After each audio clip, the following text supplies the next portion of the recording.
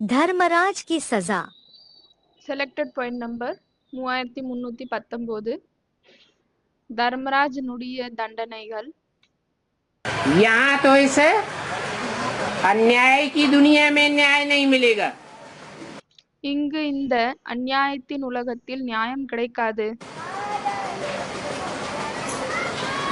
परंतु धर्मराज के कोर्ट में कोई बच नहीं सकता।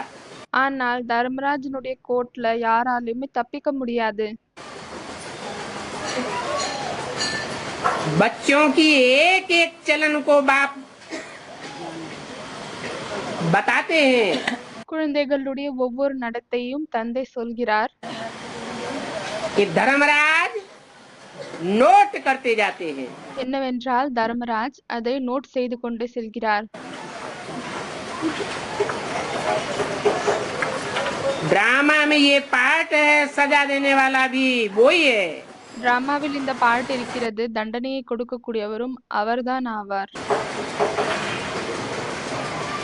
ये सभी बातें ड्रामा में नूद हैं। இது எல்லா விஷயமும் டிராமாவில் அடங்கியிருக்கிறது. ऐसे भी नहीं है जैसे भक्ति मार्ग में समझते हैं। இப்படி கூட இல்லை. என்னவென்றால் பக்தி மார்க்கத்தில் புரிந்து கொள்கிறார்கள் இல்லையா? कि धर्मराज के पास चित्रग्रीव रहता है। என்னவென்றால் தர்மராஜிடம் சித்ரகிரீவ் என்றவர் இருப்பார்.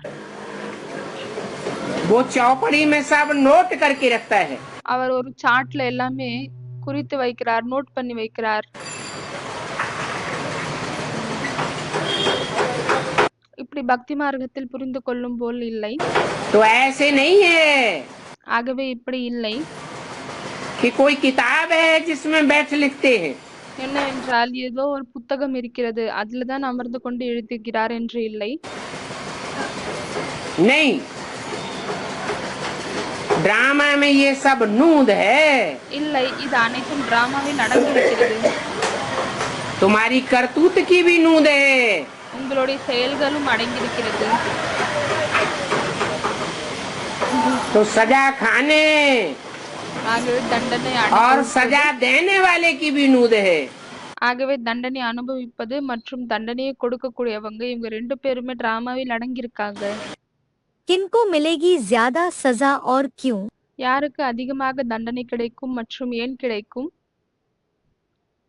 बाबा का फरमान है, सारी दुनिया को पवित्र बनाना है। தந்தையினுடைய கட்டளையாகும் முழு உலகத்தையும் பவித்திரமாக்கணும். बाबा बहुत रहम दिल भी है, परंतु धर्मराज रूप में रहम दिल नहीं बनेगा।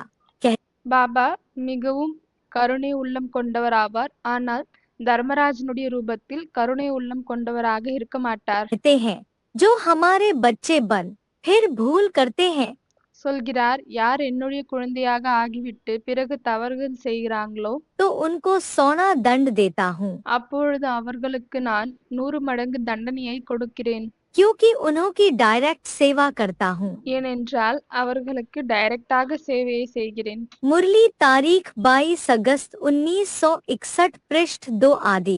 முரளி தேதி 22/8/61 பக்கம் 2 ஆரம்பத்தில். बहुत सजाएं पहले बच्चों को होती हैं। धर्मराज जो जज बन के बैठता है दुनिया का सबसे அதிகமான தண்டனைகள் குழந்தைகளுக்கு அனுபவிக்கிறதா? அதாவது தர்மராஜ் உலகத்தின் மிகப்பெரிய நீதிபதியாக அமர்கிறார். बड़ा, वो पहले बच्चों को सजा देगा அவர் முதலில் குழந்தைகளுக்கு தண்டனையை கொடுப்பாரா? कि दुनिया वालों को देगा?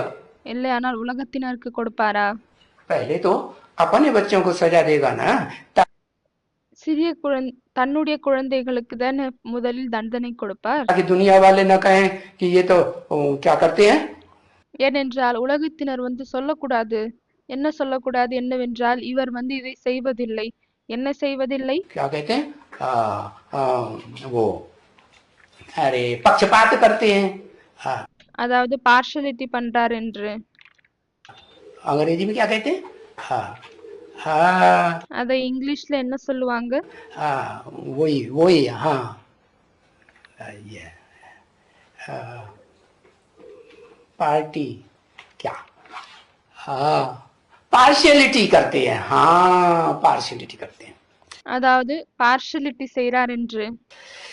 तो बहुत सजाएं होंगी, तो நிறைய தண்டனைகள் இருக்கும்.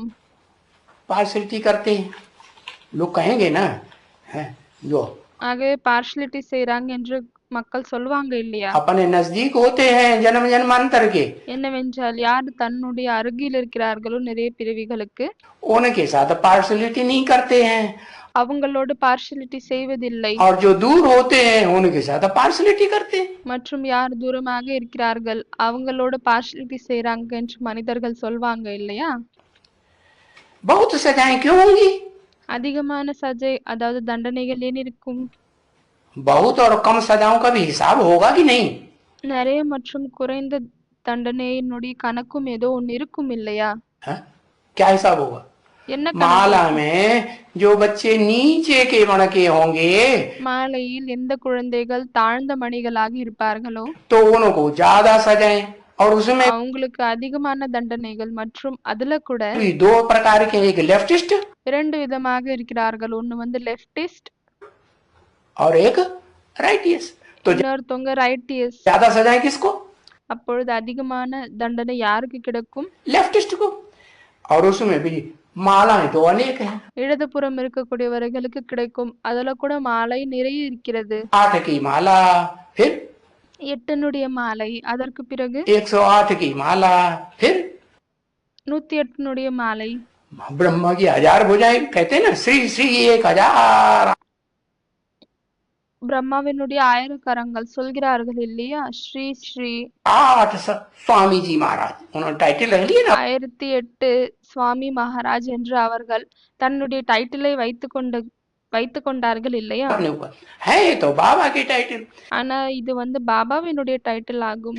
तो 1000 आत्माओं में 500 हुई राइटियस भुजाएं, அதுல 1000 ஆத்மாக்கள் இருக்கிறார்கள். அப்பொழுது 500 பேர் வந்து வலது கரங்கள் ஆவாங்க.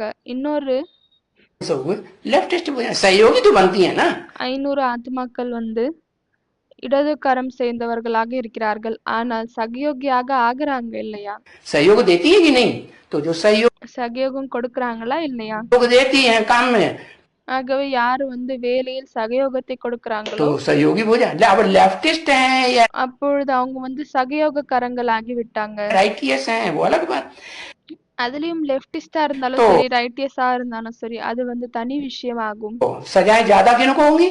ஆகவே தண்டனை வந்து யாருக்கு அதிகமாக கிடைக்கும்? लेफ्टिस्ट को, राइटियस को। और லெஃப்ட் பக்கம் இருக்கக்கூடியவர்களுக்கா இல்லையானால் வலதுபுறம் இருக்கக்கூடியவர்களுக்கா? लेफ्टिस्ट में भी जो ऊपर की होंगी या नीचे की होंगी?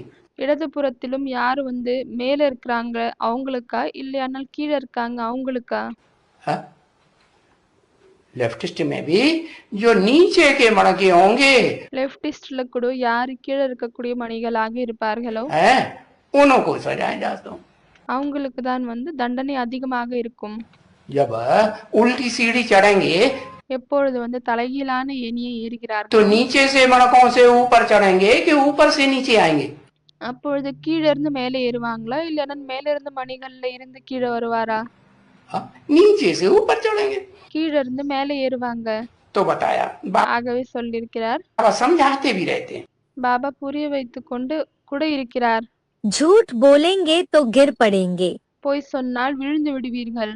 शिव बाबा से कुछ भी छिप न सके। சிவ பாபாவிடம் இருந்து எதுவுமே மறைக்க முடியாது. कहते हैं छिपावेंगे तो धर्मराज द्वारा हड्डी हड्डी चूर कर दूंगा। சொல்கிறார், ஒருவேளை நீங்கள் மறைத்தீர்கள் என்றால் பிறகு தர்மராஜ் மூலமாக ஒவ்வொரு எலும்பையும் தூளாக்கி விடுவேன். बहुत कड़ी सजा मिलती है। மிகவும் பயங்கரமான தண்டனை கிடைக்கிறது. आरी से काटते हैं। சிறிய ரம்பம் மூலமாக வெட்டுகிறார். ऐसा मत समझना, कोई देखता थोड़े ही है। இப்படி புரிந்து கொள்ளாதீர்கள், யாரும் பாக்குறாங்களா என்ன? शिव बाबा तो झट जान जावेगा। சிவ பாபா உடனடியாக அறிந்து விடுவார். मुफ्त अपनी सत्यानाश करेंगी। இலவசமாக தன்னுடைய சத்தியாநாசம் செய்கிறார்கள். सच बताना चाहिए, உண்மையை தான் சொல்ல வேண்டும். तभी सतयुग में नाच करते रहेंगे। அப்பொழுதுதான் சத்தியுகத்தில் நடனமாடிக்கொண்டே இருப்போம். मुरली तारीख 5 मार्च 1973 पृष्ठ 3 मध्य। முரளி தேதி 5/3/73 பக்கம் 3 நடுவில் 8 के अलावा अन्य सभी सजा के भागीदार क्यों बनते हैं? 8ஐ தவிர மற்றவர்கள் அனைவரும் தண்டனைக்கு ஏன் பங்குதாரராகிறார்கள்? ये मुरली में बोला है कि धर्मराजपुरी से टाटा करके जाना है। ஒரு முரளியில சொல்லியிருக்காங்க தர்மராஜ்பூரியில இருந்து டாட்டா பண்ணிட்டு போனோம். बस दादी जी से बात कर रहे हैं। आयु बड़ी है और धर्मराजपुरी से टाटा करके जाना है। தாதி யாரிடம் பேசுறாங்களோ ஆகவே வயது பெரியதாக இருக்கிறது, ஆனால் தர்மராஜ்புரியிலிருந்து பாய் பாய் பண்ணிட்டு போனோம். जा नहीं खानी है। தண்டனையை அனுபவிக்க கூடாது. धर्मराज को भी सिर झुकाना पड़ेगा। தர்மராஜுக்கு கூட தலையை குனிய வைக்க வேண்டியதாக இருக்கும், வரவேற்பு செய்ய வேண்டியதாக இருக்கும், स्वागत करनी पड़ेगी, टाटा करना पड़ेगा। பாய் பாய் செய்ய வேண்டியதாக இருக்கும். इसलिए यहाँ थोड़ा बहुत बाप की याद में हिसाब पूरा कर रहे हैं। அதனால்தான் இங்கு கொஞ்சம் தந்தையினுடைய நினைவில் கணக்கை நீங்கள் நிறைவேற்றிக் கொண்டிருக்கிறீர்கள். तो बाप की याद में हिसाब कौन पूरा कर रहे हैं? பாபா சொல்றாரு, தந்தையினுடைய நினைவில் யார் கணக்கை நிறைவேற்றி கொண்டிருக்கிறாங்க? दादी दादी दादी அவங்க சொல்றாங்க தாதி என்று. आधार मूर्त में है आधार या बीज रूप में? ஆகவே அந்த தாதி ஆதார மூர்த்தில இருக்கிறாங்களா இல்லையானால் விதை ரூபத்துல இருக்காங்களா? है? दोनों में। नहीं नहीं, वो दादी जिनकी आप बात समझ रहे அவங்க ரெண்டுத்துலயும் இருக்காங்கன்னு சொல்றாங்க. அதுக்கு பாபா சொல்றாரு, இல்ல நீங்க எந்த தாதியினுடைய விஷயத்தை புரிந்து கொள்கிறீங்களோ हैं। आपकी बुद्धि में कौन सी दादी की बात है? உங்களுடைய புத்தியில் எந்த தாதியினுடைய விஷயம் இருக்கிறது? ये मंदिर की दादी, हैं? आधार मूर्ति की दादी। आधार मूर्ति की दादी की बात है, ஆதார் மூர்த்தத்துல இருக்கக்கூடிய தாதியினுடைய விஷயம் ஆகும். लेकिन उनकी भी कोई दादी होगी कि नहीं? ஆனால் அவங்களுக்கும் ஒரு தாதி இருப்பாங்களா இல்லையா? है? बीज रूप। उनकी भी बीज रूप में कोई दादी होगी ना, जिन्होंने दीदी दादियों का भी श्रृंगार किया है। அவங்கள கூட விதை ரூபமான தாதி இருப்பாங்க இல்லையா? யார் அந்த ஸ்தூலமான தாதிகள் ஆதார்மூர்த் தாதிகளுக்கும் அலங்காரம் செய்தார்கள். उनकी ये बात हो रही है। இது அவங்களுடைய விஷயம் நடந்து கொண்டிருக்கிறது. धर्मराज को भी टाटा। टाटा करेंगे, हो गई हमारी पूरी। அவங்க தர்மராஜ கூட டாட்டா காமிப்பாங்க, அவ்வளவுதான் எங்களது நிறைவேறி விட்டது. सजाए नहीं खाएंगे अष्टदेव। அஷ்ட தேவதைகள் தண்டனையை அனுபவிக்க மாட்டார்கள். ऐसा बोला ना मुरली में, पहले 8 ही बच जाएंगे, हैं? 8 ही पहले बच जाएंगे बोला। முரளியில இப்படி சொல்லிருக்காங்க இல்லையா? 8 பேர் தான் முதலில் தப்பி விடுவார்கள். 8 ऐसे बचेंगे जो धर्मराज की सजा नहीं खाएंगे। 8 பேர் இப்படி இருப்பார்கள், யாரு தர்மராஜனுடைய தண்டனையை அனுபவிக்க மாட்டார்கள். और बाकी सब धर्मराज की सजा से। अब அதை தவிர அனைவரும் தர்மராஜனுடைய தண்டனையை அனுபவிப்பார்கள். ஏனென்றால் அவர்கள் அனைவருமே கட்டளையை ஏற்றுக்கொள்ளாதவர்கள், बेवफा है। நம்பிக்கை இல்லாதவர்கள் ஆவாங்க. क्या என்ன? अवज्ञाकारी है, बेवफा है, ஆணையை ஏற்றுக்கொள்ளாதவர்களாக இருப்பார்கள், விசுவாசம் இல்லாதவர்களாக இருப்பார்கள், बेईमान है, ईमान पक्का नहीं है। நம்பிக்கை இல்லாதவர்கள் ஆவார்கள். அதாவது அவங்களுடைய நம்பிக்கை பக்காவாக உறுதியாக இல்லை. फरमान बरदार नहीं, आज फरमान मानते हैं, மற்றும் கட்டளையை ஏற்றுக்கொள்ளாதவர்கள் ஆவார்கள். இன்று என்னவோ ஏற்றுக்கொள்கிறார்கள், ஆனால் कल मना कर देते हम नहीं मानेंगे। நாளை நாங்கள் இந்த விஷயத்தை ஏற்றுக்கொள்ள மாட்டோம் என்று சொல்லிவிடுகிறார்கள். भगवान की एक बात मानते हैं, दूसरी बात नहीं मानते। பகவானுடைய ஒரு விஷயத்தை ஏற்றுக்கொள்கிறார்கள், இன்னொரு விஷயத்தை ஏற்றுக்கொள்வதில்லை. मिर्वा मौत पिछाड़ी में बहुत ही सीनरी देखनी है, तब तो फिर पछतावेंगे भी ना। விலங்குகள் இறக்கும் பின்னால் நீங்கள் நிறைய சீன்றியை பார்ப்பீர்கள், அப்பொழுதுதானே நீங்கள் மிகவும் பச்சாதாபப்படுவீர்கள். हमने यह किया। என்னவென்றால் நாங்கள் இது எல்லாம் செய்திருக்கிறோம் என்று. फिर उनकी सजा भी बहुत कड़ी मिलती है। பிறகு அவங்களுக்கு தண்டனையும் மிகவும் ஸ்ட்ராங்காக கிடைக்கிறது. बाप जो आकर पढ़ाते उनकी भी इज्जत न रखी तो सजा मिलेंगी सभी से कड़ी।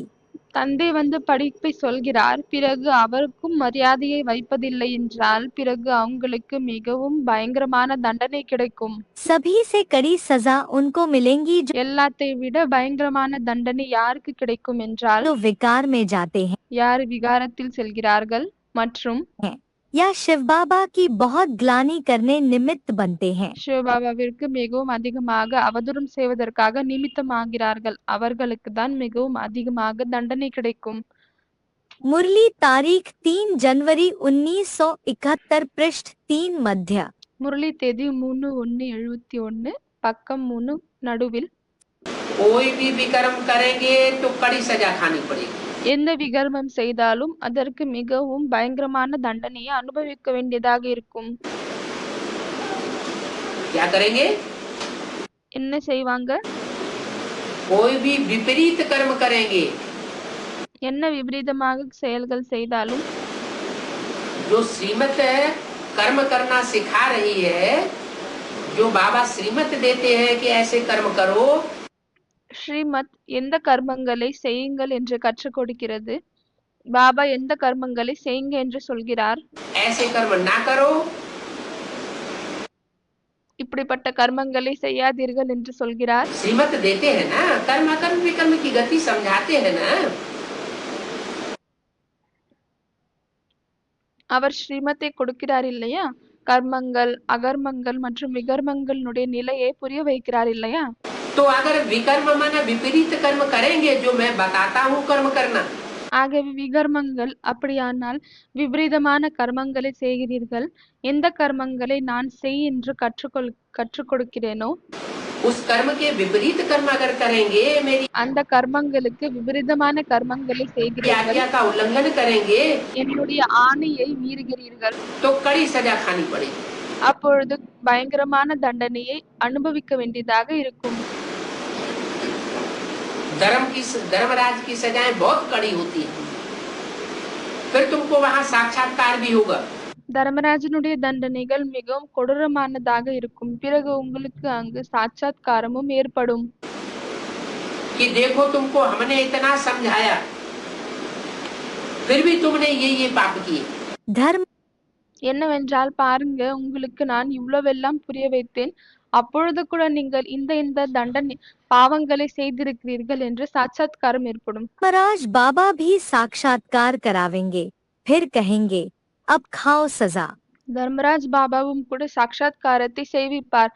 பிறகுதான் சொல்வார், இப்பொழுது வாங்கிக் கொள்ளுங்கள் உங்களுடைய தண்டனையை. तुमको इतना समझाते थे, यह मत करो, फिर भी करते रहे, अब खाओ सजा। உங்களுக்கு இவ்வளவு புரிய வைத்தேன், இதை செய்யாதீர்கள், அப்பொழுதும் கூட நீங்கள் அதேதான் செய்தீர்கள், பிறகு இப்பொழுது உங்களுடைய தண்டனையை வாங்கிக் கொள்ளுங்கள். मुरली तारीख 10 जुलाई 1972 पृष्ठ 4 முரளி தேதி 10/7/72 பக்கம் 4 கடைசியில். संगम युग की सजा, संगम युग में जो पाप किए जाते हैं उसकी सजा अभी भी 100 गुना। சங்கம் யுகத்தில் எந்த பாவங்களை செய்யப்படுகிறதோ அதனுடைய தண்டனை இப்பொழுதும் கூட 100 மடங்கு மற்றும் अभी हम भुगत रहे। அதை நாம் இப்பொழுது அனுபவம் செய்து கொண்டிருக்கிறோம். क्या? என்ன? अभी जो हम श्रीमत के बरखिलाफ पाप कर रहे हैं, இப்பொழுது நாம் எந்த ஸ்ரீமத்திற்கு விபரீதமாக பாவங்களை செய்து கொண்டிருக்கிறோமோ, श्रीमत को जानते भी हैं कि भगवान की मत है, और फिर भी हम जानबूझकर ஸ்ரீமத்தை நாம் அறிவோம், இது பகவானுடைய கட்டளையாகும் என்று வழியாகும், ஆனாலும் கூட நாம் அதை தெரிந்து கொண்டும் அதை மீறுகிறோம். पाप कर रहे हैं तो कैगुना दंड चढ़ता है। பாவங்களை செய்கிறோம், அப்படி இருக்கும் பொழுது எத்தனை மடங்கு தண்டனை ஏறுகிறது? 100 गुना दंड चढ़ता है। 100 மடங்கு தண்டனை. भक्ति मार्ग में ऐसा नहीं था, பக்தி மார்க்கத்தில் ஒன்றும் இப்படி இல்லை. और यहाँ 100 குணம். यहाँ 100 गुना दंड। तो மற்றும் இங்கு 100 மடங்கு தண்டனை. 100 गुना दंड चढ़ने से आत्मा तमो प्रधान बन रही है या सतो प्रधान बन रही है? और ही तमो प्रधान बन रही है. 100 மடங்கு தண்டனை ஏற்படும் காரணத்தால் ஆத்மா தமோ பிரதானம் ஆகுகிறதா இல்லையானால் சத்தோ பிரதானம் ஆகுகிறதா? இன்னும் தமோ பிரதானமாக தான் ஆகிக் கொண்டே செல்கிறது. दिन दूनी रात चौगुनी तमो प्रधान बन रही है. பகலில் 2 மடங்கு இரவில் 4 மடங்காக ஆத்மா இன்னுமே தமோ பிரதானமாக ஆகிக் கொண்டே செல்கிறது.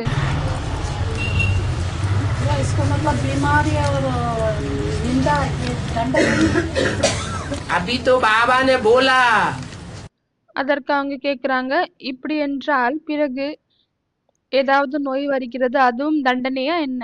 அதற்கு பாபா சொல்கிறார், இப்பொழுதுதான் பாபா சொன்னார், खासकर अव्यक्त बाप दादा ने அதுவும் விசேஷமாக அவ்யக்த பாப்தாதா சொன்னார், अभी अभी श्रीमत की बरखिलाफी करो, पाप करो, अभी अभी दंड शुरू. இப்பொழுது நீங்கள் ஸ்ரீமத்திற்கு விபரீதமாக செய்யுங்கள் மற்றும் உடனே உங்களுக்கு தண்டனை தொடங்கிவிடும். क्या पूर्व जन्मों में तो ऐसे भी होता था कि धीमी गति से कोई पाप किया तो कई जन्मों के बाद फल देता था. கடந்த பிறவிகளில் இப்படியும் நடந்தது. என்னவென்றால், மிகவும் மெதுவாக ஏதாவது பாவங்களை செய்தீர்கள் என்றால் அது மிக அதிகமான பிறவிகளுக்கு பின்னால் தான் பலனை கொடுத்தது. ஆனால் और अभी இப்பொழுது तो ऐसा समय आ गया अंत समय का, இப்படிப்பட்ட கடைசி நேரம் வந்து விட்டது. अभी अभी किया और अभी उसका दंड शुरू. धर्मराज की सजा की இப்பொழுது உடனே செய்தீர்கள் மற்றும் அதனுடைய தண்டனை தொடங்கிவிட்டது. मिलेगी क्या बाबा? हाँ क्यों नहीं मिलेगी. अंत समय का कि अभी अभी किया और अभी उसका दंड शुरू. धर्मराज की सजा की यही मिलेगी क्या बाबा? தர்மராஜனுடைய தண்டனை கிடைக்காதா பாபா? हाँ क्यों नहीं मिलेगी. ஏன் கிடைக்காது? जो पाप करेंगे बाप के बताए हुए रास्ते पर नहीं चलेंगे யார் பாவம் செய்வார்கள், தந்தை மூலமாக சொல்லப்பட்ட வழியின்படி நடக்க மாட்டார்கள், तो धर्मराज की सजा भी भोगेंगे.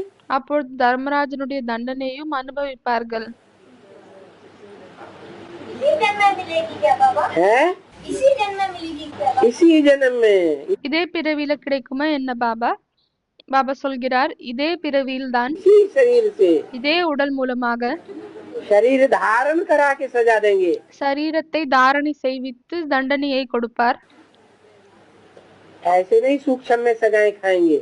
இப்படி இல்லை, என்னவென்றால் சூட்சுமமாக தண்டனையை அனுபவிப்பார்கள் என்று. सूक्ष्म सजाएं सूक्ष्म में मिलती रहती है और दिन प्रतिदिन ज्यादा मिलती जाएंगी. சூட்சுமமான தண்டனைகள் சூட்சுமத்தில் கிடைத்து கொண்டேதான் இருக்கும் மற்றும் நாளுக்கு நாள் அதிகரித்து கொண்டே செல்லும். लेकिन ईश्वरीय मर्यादाओं के प्रमाण कोई भी अगर अमर्यादा का कर्तव्य करते हैं ஆனால் ஈஸ்வரனுடைய மரியாதைகளுக்கு அப்பாற்பட்டு மரியாதை இல்லாத கர்மங்களை யாராவது செய்கிறார்கள் என்றால், मर्यादा का उल्लंघन करते हैं மரியாதாவினுடைய तो அதாவது மரியாதையை தாண்டுகிறார்கள், ऐसी अमर्यादा से चलने वाले को स्थूल सजाएं भी भोगनी पड़े. அப்படிப்பட்ட மரியாதை இல்லாத நடத்தையை நடக்கக்கூடியவர்களுக்கு ஸ்தூலமான தண்டனையும் அனுபவிக்க வேண்டியதாக இருக்கும். अव्यक्त वाणी तारीख 3 मई 1972 पृष्ठ 265 मध्य. அவ்யக்தவாணி தேதி 3/5/72 பக்கம் 265 நடுவில். बाबा कहते हैं कि बाप की याद से विक्रम लीला होते हैं, पाप भस्म होते हैं. தந்தையினுடைய நினைவின் மூலமாக பாவங்கள் சாம்பலாகுகிறது என்று சொல்கிறார்கள். धर्मराज की सजा क्यों खानी पड़ी? பிறகு ஏன் தர்மராஜனுடைய தண்டனையை அனுபவிக்க வேண்டியதாக இருக்கிறது என்று கேட்கிறாங்க. एक की याद नहीं करते होंगे, एक के साथ साथ औरों को भी याद करने लग पड़ते होंगे. பாபா சொல்றாரு, ஒருவருடைய நினைவு செய்ய மாட்டாங்க, ஒருவரோடு நிறைய பேரையும் நினைக்க தொடங்குகிறார்கள், औरों से भी कनेक्शन जोड़ने लग पड़ते होंगे. மற்றவர்களோடும் கனெக்ஷனை இணைக்க தொடங்கி விடுகிறார்கள். तो सजा नहीं खाएंगे. அப்பொழுது என்ன தண்டனையை அனுபவிக்க மாட்டார்களா? सिर्फ पैसे से काम नहीं होता. வெறும் பணத்தால் வேலை நடக்காது. पावन बनने लिए तो फिर याद चाहिए। பாவனமாகுவதற்காக, தூய்மையாகுவதற்காக பிறகு நினைவு தேவைப்படுகிறது. नहीं तो बहुत सजाएं खानी पड़ेंगी। सजा खाई तो இல்லையானால் நிறைய தண்டனையை அனுபவிக்க வேண்டியதாக இருக்கிறது. पद कम हो जाएगा। தண்டனையை அனுபவித்தால் பிறகு பதவி குறைந்துவிடும். सजा वह खाते हैं जो याद नहीं करते हैं। யார் நினைவு செய்வதில்லையோ அவர்கள்தான் தண்டனையை அனுபவிக்கிறார்கள். ज्ञान कितना भी उठावे उससे विकर्म विनाश नहीं होंगे। मोचरा खाकर फिर थोड़ा पद पाना। எவ்வளவு ஞானத்தை எடுத்துக்கொண்டாலும் சரி, அதன் மூலமாக விகர்மங்கள் அழியாது. அடி வாங்கிவிட்டு பிறகு குறைந்த பதவியை எடுப்பது वह कोई वर्षा थोड़े ही है। அது ஒன்றும் ஆஸ்தி இல்லை. मुरली तारीख 6 नवंबर 1971 पृष्ठ 2 अंत। முரளி தேதி 6/11/71 பக்கம் 2 கடைசியில். अभी कर्मेंद्रियों को वश करने से இப்பொழுது கர்மேந்திரியங்களை வசத்தில் கொண்டு வரும் காரணத்தால் आधा कल्प के लिए इनाम मिल जाता है। அரை கல்பத்திற்காக பரிசு கிடைக்கிறது. वश नहीं कर पाते हैं तो फिर पाप रह जाते हैं। ஒருவேளை வசத்தில் கொண்டு வர முடியவில்லை என்றால் பிறகு பாவங்கள் இருந்து விடுகிறது. जिनके पाप रह जावेंगे யாருடைய பாவங்கள் இருந்து விடுமோ उनको फिर धर्मराज की सजाएं खानी पड़ेंगी। அவர்களுக்கு பிறகு தர்மராஜனுடைய தண்டனையை அனுபவிக்க வேண்டியதாக இருக்கும். अगर देहधारियों की याद की प्रैक्टिस इसी तरह पक्की होती रही, देह के संबंधियों की ஒருவேளை தேகதாரிகளின் நினைவின் பிராக்டிஸ் இப்படியே பக்காவாகி கொண்டே இருக்கிறது. देह की स्मृति अगर इसी तरह पक्की होती रही, தேகதாரிகளின் சம்பந்தம் மற்றும் தேகத்தினுடைய நினைவு இப்படியே உறுதியாகி கொண்டே இருந்தால், बार बार याद आती रही, तो अंत में अंजाम क्या होगा? அடிக்கடி நினைவில் வந்து கொண்டே இருந்தால் பிறகு கடைசியில் என்ன என்ன ஆகும்? है? धर्मराज की सजाएं खानी पड़ेंगी और தர்மராஜனுடைய தண்டனையை அனுபவிக்க வேண்டியதாக இருக்கும். மற்றும் जितनी सजाएं खाएंगे उतना पद भी भ्रष्ट हो जाएगा। எவ்வளவு தண்டனை அனுபவிப்பார்களோ அவ்வளவு பதவியும் குறைந்துவிடும். जो ऊंची स्टेज बननी चाहिए वो ऊंची स्टेज नहीं बन सकेगी। எந்த உயர்ந்த ஸ்டேஜ் உருவாகணும் என்று இருக்கிறதோ அது உருவாக முடியாது. अगर बाप के बच्चे बन करके भी आपस में एक दूसरे को घृणा करते रहेंगे, ஒருவேளை தந்தையினுடைய குழந்தை ஆக்கிவிட்டு கூட ஒருத்தர் இன்னொருத்தரை வெறுத்து கொண்டே இருந்தால், एक दूसरे को प्यार नहीं देंगे, ஒருத்தர் இன்னொருத்தருக்கு அன்பு கொடுக்கவில்லை என்றால் பிறகு क्या होगा? என்ன நடக்கும்? धर्मराज के डंडे खाने पड़ेंगे।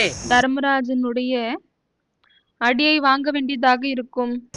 किसी का भी तिरस्कार करेंगे, होता है ना, सभा भरी हुई होती है।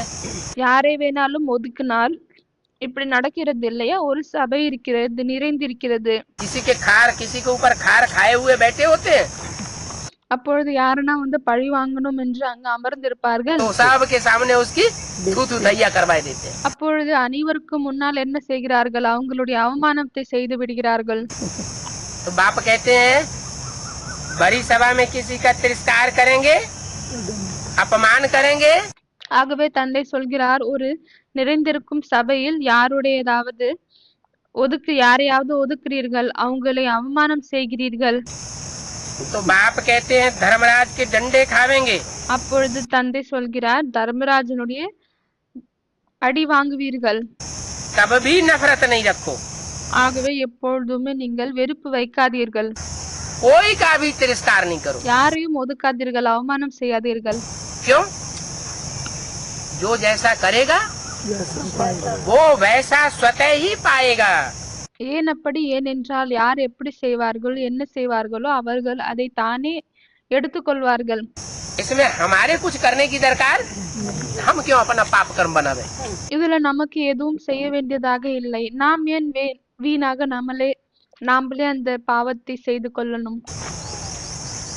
बहुत होता है, सहन नहीं होता है तो क्या करो? बाप को बाप को बता दो। மிகவும் அதிகமாக நடக்கிறது, உங்களால் சகிக்க முடியல என்றால் பிறகு தந்தையிடம் சொல்லிவிடுங்க. ये ऐसे ऐसे करता है, என்னவென்றால் இவங்க இப்படியெல்லாம் செய்றாங்க. हल्के हो जाओ। பிறகு நீங்க தானே லேசாகி விடுங்க. देह अभिमान में आने से फिर एक दूसरे से नफरत करते हैं। देही अभिमानी தேக அபிமானத்தில் வரும் காரணத்தால் ஒருத்தர் இன்னொருத்தரை வெறுக்கிறார்கள். जो होंगे वो कभी एक दूसरे को नफरत नहीं करेंगे। தேகி அபிமானியாக யார் இருப்பார்களோ அவர்கள் ஒரு பொழுதும் யாரையுமே வெறுக்க மாட்டார்கள். अब बाप बच्चों को समझानी देते हैं कि सिकीलधे बच्चों आपस में अगर एक दो को दुख देंगे, இப்பொழுது தந்தை குழந்தைகளுக்கு புரிய வைக்கிறார். செல்ல குழந்தைகளே, ஒருவேளை ஒருத்தர் இன்னொருத்தருக்கு துக்கத்தை கொடுக்கிறீர்கள் என்றால் तो दुखी होकर मरोगे। பிறகு துக்கத்தை அடைந்துதான் இறப்பீர்கள். मुख से इतना भी ना बोलना है कि फलाना ऐसा है, नहीं तो अपना बना बनाया पद खो देंगे। வாயின் மூலமாக இது கூட சொல்லக்கூடாது. என்ன என்றால், இந்த குறிப்பிட்ட நபர் இப்படி இருக்காங்க, இல்லையானால் தன் மூலமாக உருவாக்கப்பட்ட பதவியையும் நீங்கள் இழந்து விடுவீர்கள். अंत में सबको साक्षात्कार हो जाएगा। கடைசியில் அனைவருக்குமே சாட்சாத்காரம் நடக்கும். रात्रि मुरली तारीख 19 सितंबर 1966 पृष्ठ 1 இரவு முரளி தேதி 19/9/66 பக்கம் 1 கடைசியில். तो अगर बाप को पिछाड़ी में भूल गए, ஒருவேளை தந்தையை கடைசியில் நீங்கள் மறந்து விட்டீர்கள்,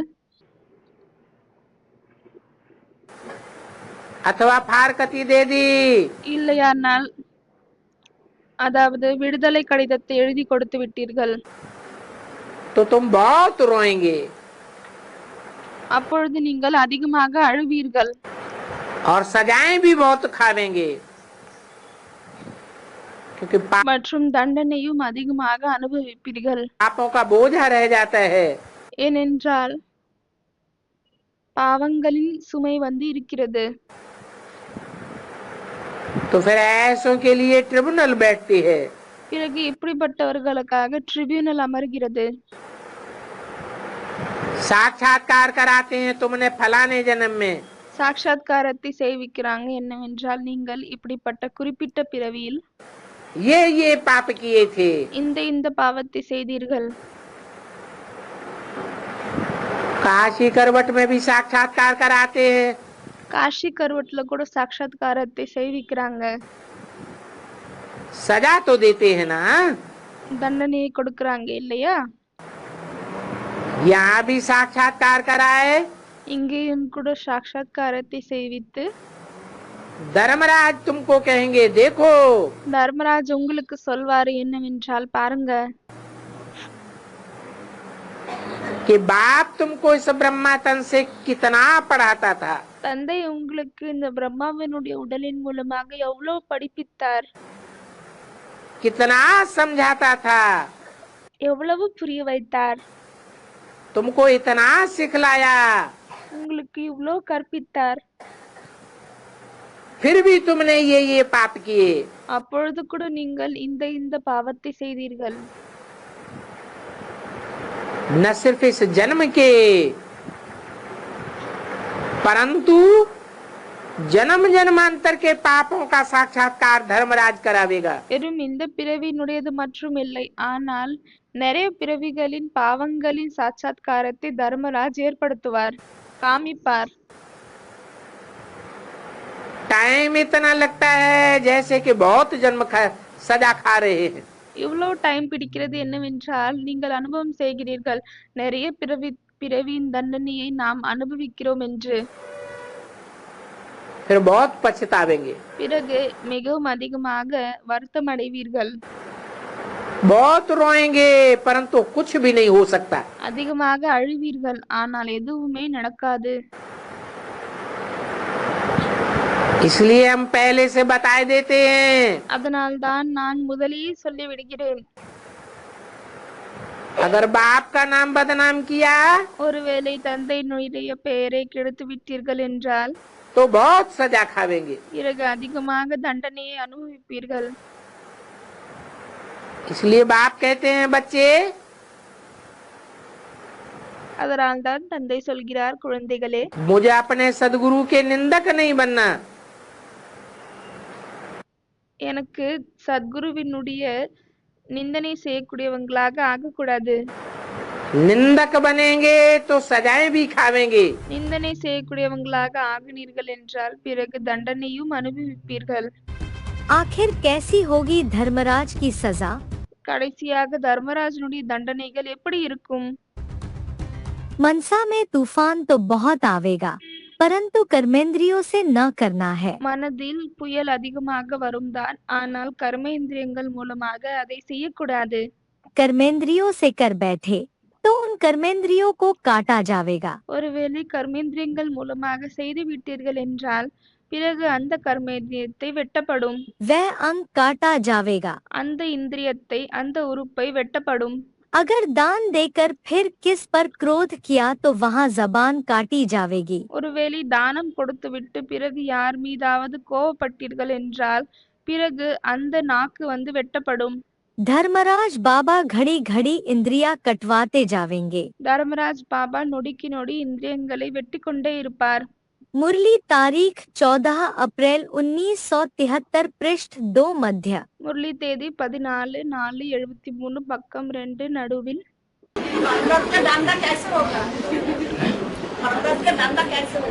அவங்க கேக்குறாங்க, தர்மராஜனுடைய கொம்பு எப்படி இருக்கும்? धंधा डंडा बबूल का होगा, कांटे वाला। பாபா சொல்றாரு, அந்த கொம்பு எப்படி இருக்கும் என்றால் கருவேல மரத்தின் முள்ளு கொண்ட கொம்பாக இருக்கும்.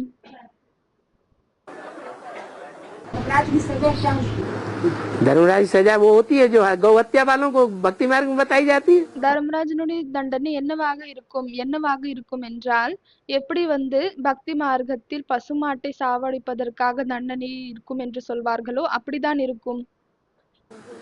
कोई गऊ की हत्या कर देता है, யாராவது பசுமாட்டை கொல்கிறார்கள், இங்கேயும் கூட தண்டனை இருக்கிறது. हाँ बोलते हैं ना कि कड़ा से कड़ा सजा देंगे धर्मराज, हाँ कैसी सजा देंगे? कैसी सजा देंगे? பாபா சொல்றாரு இல்லையா, மிகவும் பயங்கரமான தண்டனை இருக்கும் என்று. பிறகு அது எப்படி இருக்கும் என்று கேக்குறாங்க. பாபா சொல்றாரு, எப்படி இருக்குமா? देखेंगे हम कौन सी सजा देते हैं, हैं? அதாவது நம்ம பார்க்கலாம் எப்படி கொடுக்கிறாருன்னு. அப்படியா? गरुड़ पुराण में जो सजाएं दिखाई गई हैं, கருட புராணத்துல எந்த தண்டனைகளை காமித்திருக்கிறார்கள்? कितनी कड़क कड़क सजाएं दिखाई गई। இவ்வளவு கொடூரமான தண்டனைகளை காமித்திருக்கிறார்கள்.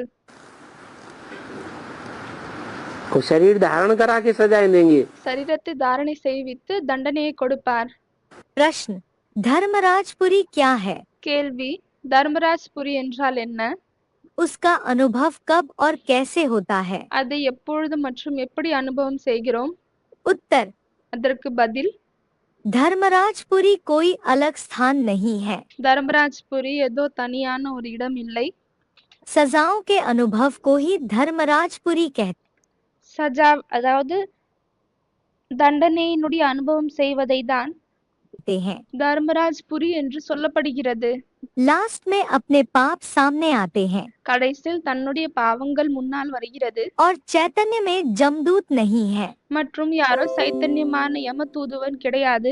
लेकिन अपने ही पाप डरावने रूप में सामने आते हैं। ஆனால் தன்னுடைய பாவங்கள் தான் பயங்கரமான ரூபத்தில் தனக்கே முன்னால் வருகிறது.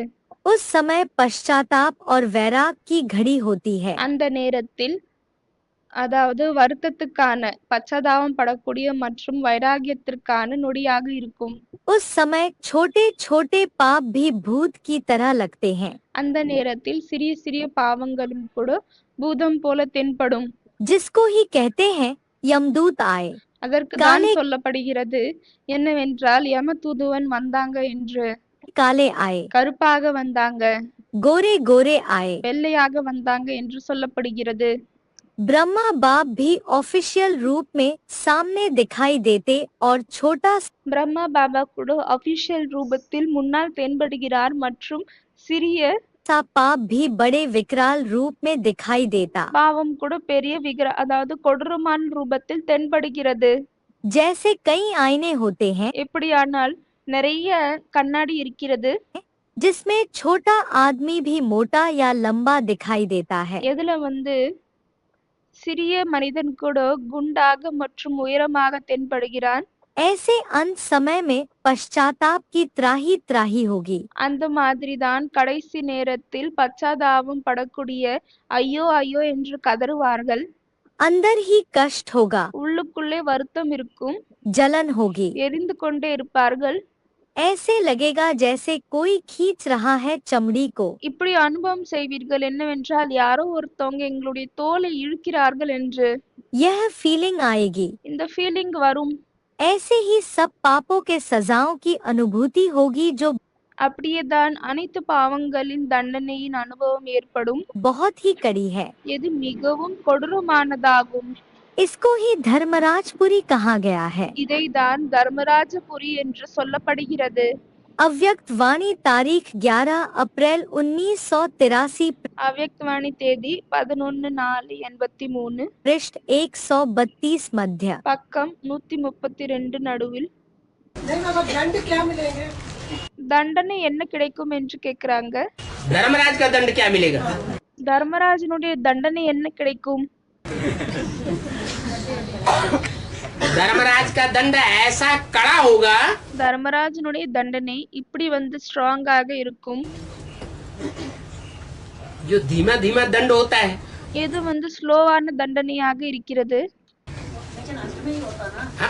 हाँ हाँ, अंत तो अभी बहुत दूर पड़ा है ना।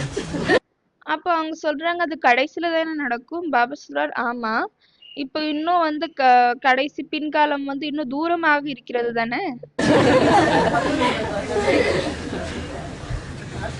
बाबा माउंट आबू में अरे चल रहा है जो साधारण दंड होता है எந்த சாதாரண தண்டனை இருக்குமோ वो तो धीमा धीमा सहन किया जाता है, அதை வந்து மெதுவாக சகிக்க வேண்டியதாக இருக்கும். और जो धर्मराज का दंड होता है மற்றும் எது வந்து தர்மராஜனுடைய தண்டனையாக இருக்குமோ वो सहन करने योग्य होता है कि असहनीय होता है। அது சகிக்க கூடியதாக இருக்குமா இல்லையானால் சகிக்க முடியாததாக இருக்குமா? असहनीय, அது வந்து சகிக்க முடியாததாக இருக்கும். जन्म जन्मांतर की நிறைய பிறவியின் जो यातनाएं हैं வேதனைகள் இருக்கிறது. वो एक जन्म के அது ஒரு ஜன்மத்தின் अंतिम क्षणों में अनुभव करेंगे। கடைசி நேரத்தில் அனுபவம் செய்வீர்கள். इतनी कड़ी यातना होगी, இவ்வளவு பயங்கரமான வேதனைகளாக இருக்கும். आत्मा महसूस करेगी, ஆத்மா அதை அனுபவிக்கும், छटपटाएगी, துடித்துக் கொண்டே இருக்கும். जैसे किसी की सांस रोक दी ना, எப்படி வந்து யாருடைய மூச்சை வந்து நீங்க நிறுத்துறீங்க, मुंह और नाक बंद कर दिया जाए மூக்கு வாய் ரெண்டையுமே மூடிடுறீங்க, तो क्या करेगा? அப்பொழுது அவங்க என்ன செய்வாங்க? छटपटाएगा। துடித்துக் கொண்டே இருப்பாங்க. वो भी साधारण बात है।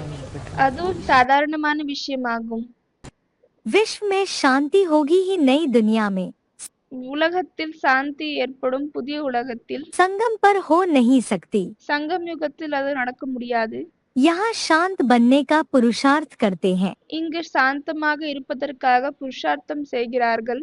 पूरा पुरुषार्थ नहीं करते हैं तो फिर सजा खानी पड़ेगी। முழுமையாக புருஷார்த்தத்தை செய்யவில்லை என்றால் பிறகு தண்டனையை அனுபவிக்க வேண்டியதாக இருக்கும். घर में भी बच्चे नहीं मानते हैं तो बाप थप्पड़ मारते हैं ना। வீட்டுல கூட குழந்தைகள் ஏற்றுக்கொள்ளவில்லை என்றால் பிறகு தந்தை வந்து ஒரு அறை இடுகிறார் இல்லையா? यह बाप कहते, இங்கு தந்தை சொல்கிறார் हम थप्पड़ कैसे मारेंगे, நாம் எப்படி வந்து அடிக்க முடியும்? मेरे साथ तो धर्मराज है। என்னோடு தர்மராஜ் இருக்கிறார். जब हिसाब किताब चुकतू होने का समय आवेगा எப்பொழுது வந்து கணக்கு வழக்கை முடிக்கக்கூடிய நேரம் வருமோ அப்பொழுது तो खूब मार खावेंगे। அதிகமாக அடி வாங்குவீங்க. मुरली तारीख 23 अगस्त 1975, पृष्ठ 2 मध्य।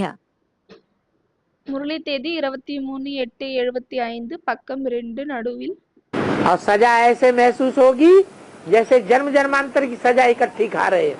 தண்டனையை இப்படி அனுபவிப்பீர்கள் என்னவென்றால் நிறைய பிறவியினுடைய தண்டனையை ஒரே பிறவியில் அனுபவிக்கிறது போல் இருக்கும். वो सजाएं तो एक जन्म में ही खाते हैं ज्यादा से ज्यादा। அவர்கள் தண்டனையில் ஒரே பிறவியில் தான் அதிகமாக எடுக்கிறார்கள். ஆனால் साल भर सजा खाएंगे, 2 साल सजा खाएंगे, 10 साल सजा खाएंगे। ஒரு வருஷம் 2 வருஷம் 10 வருஷம் தண்டனை அனுபவிக்கிறாங்க. उसकी लिमिट होती है। அதுக்கு ஒரு லிமிட் இருக்கு.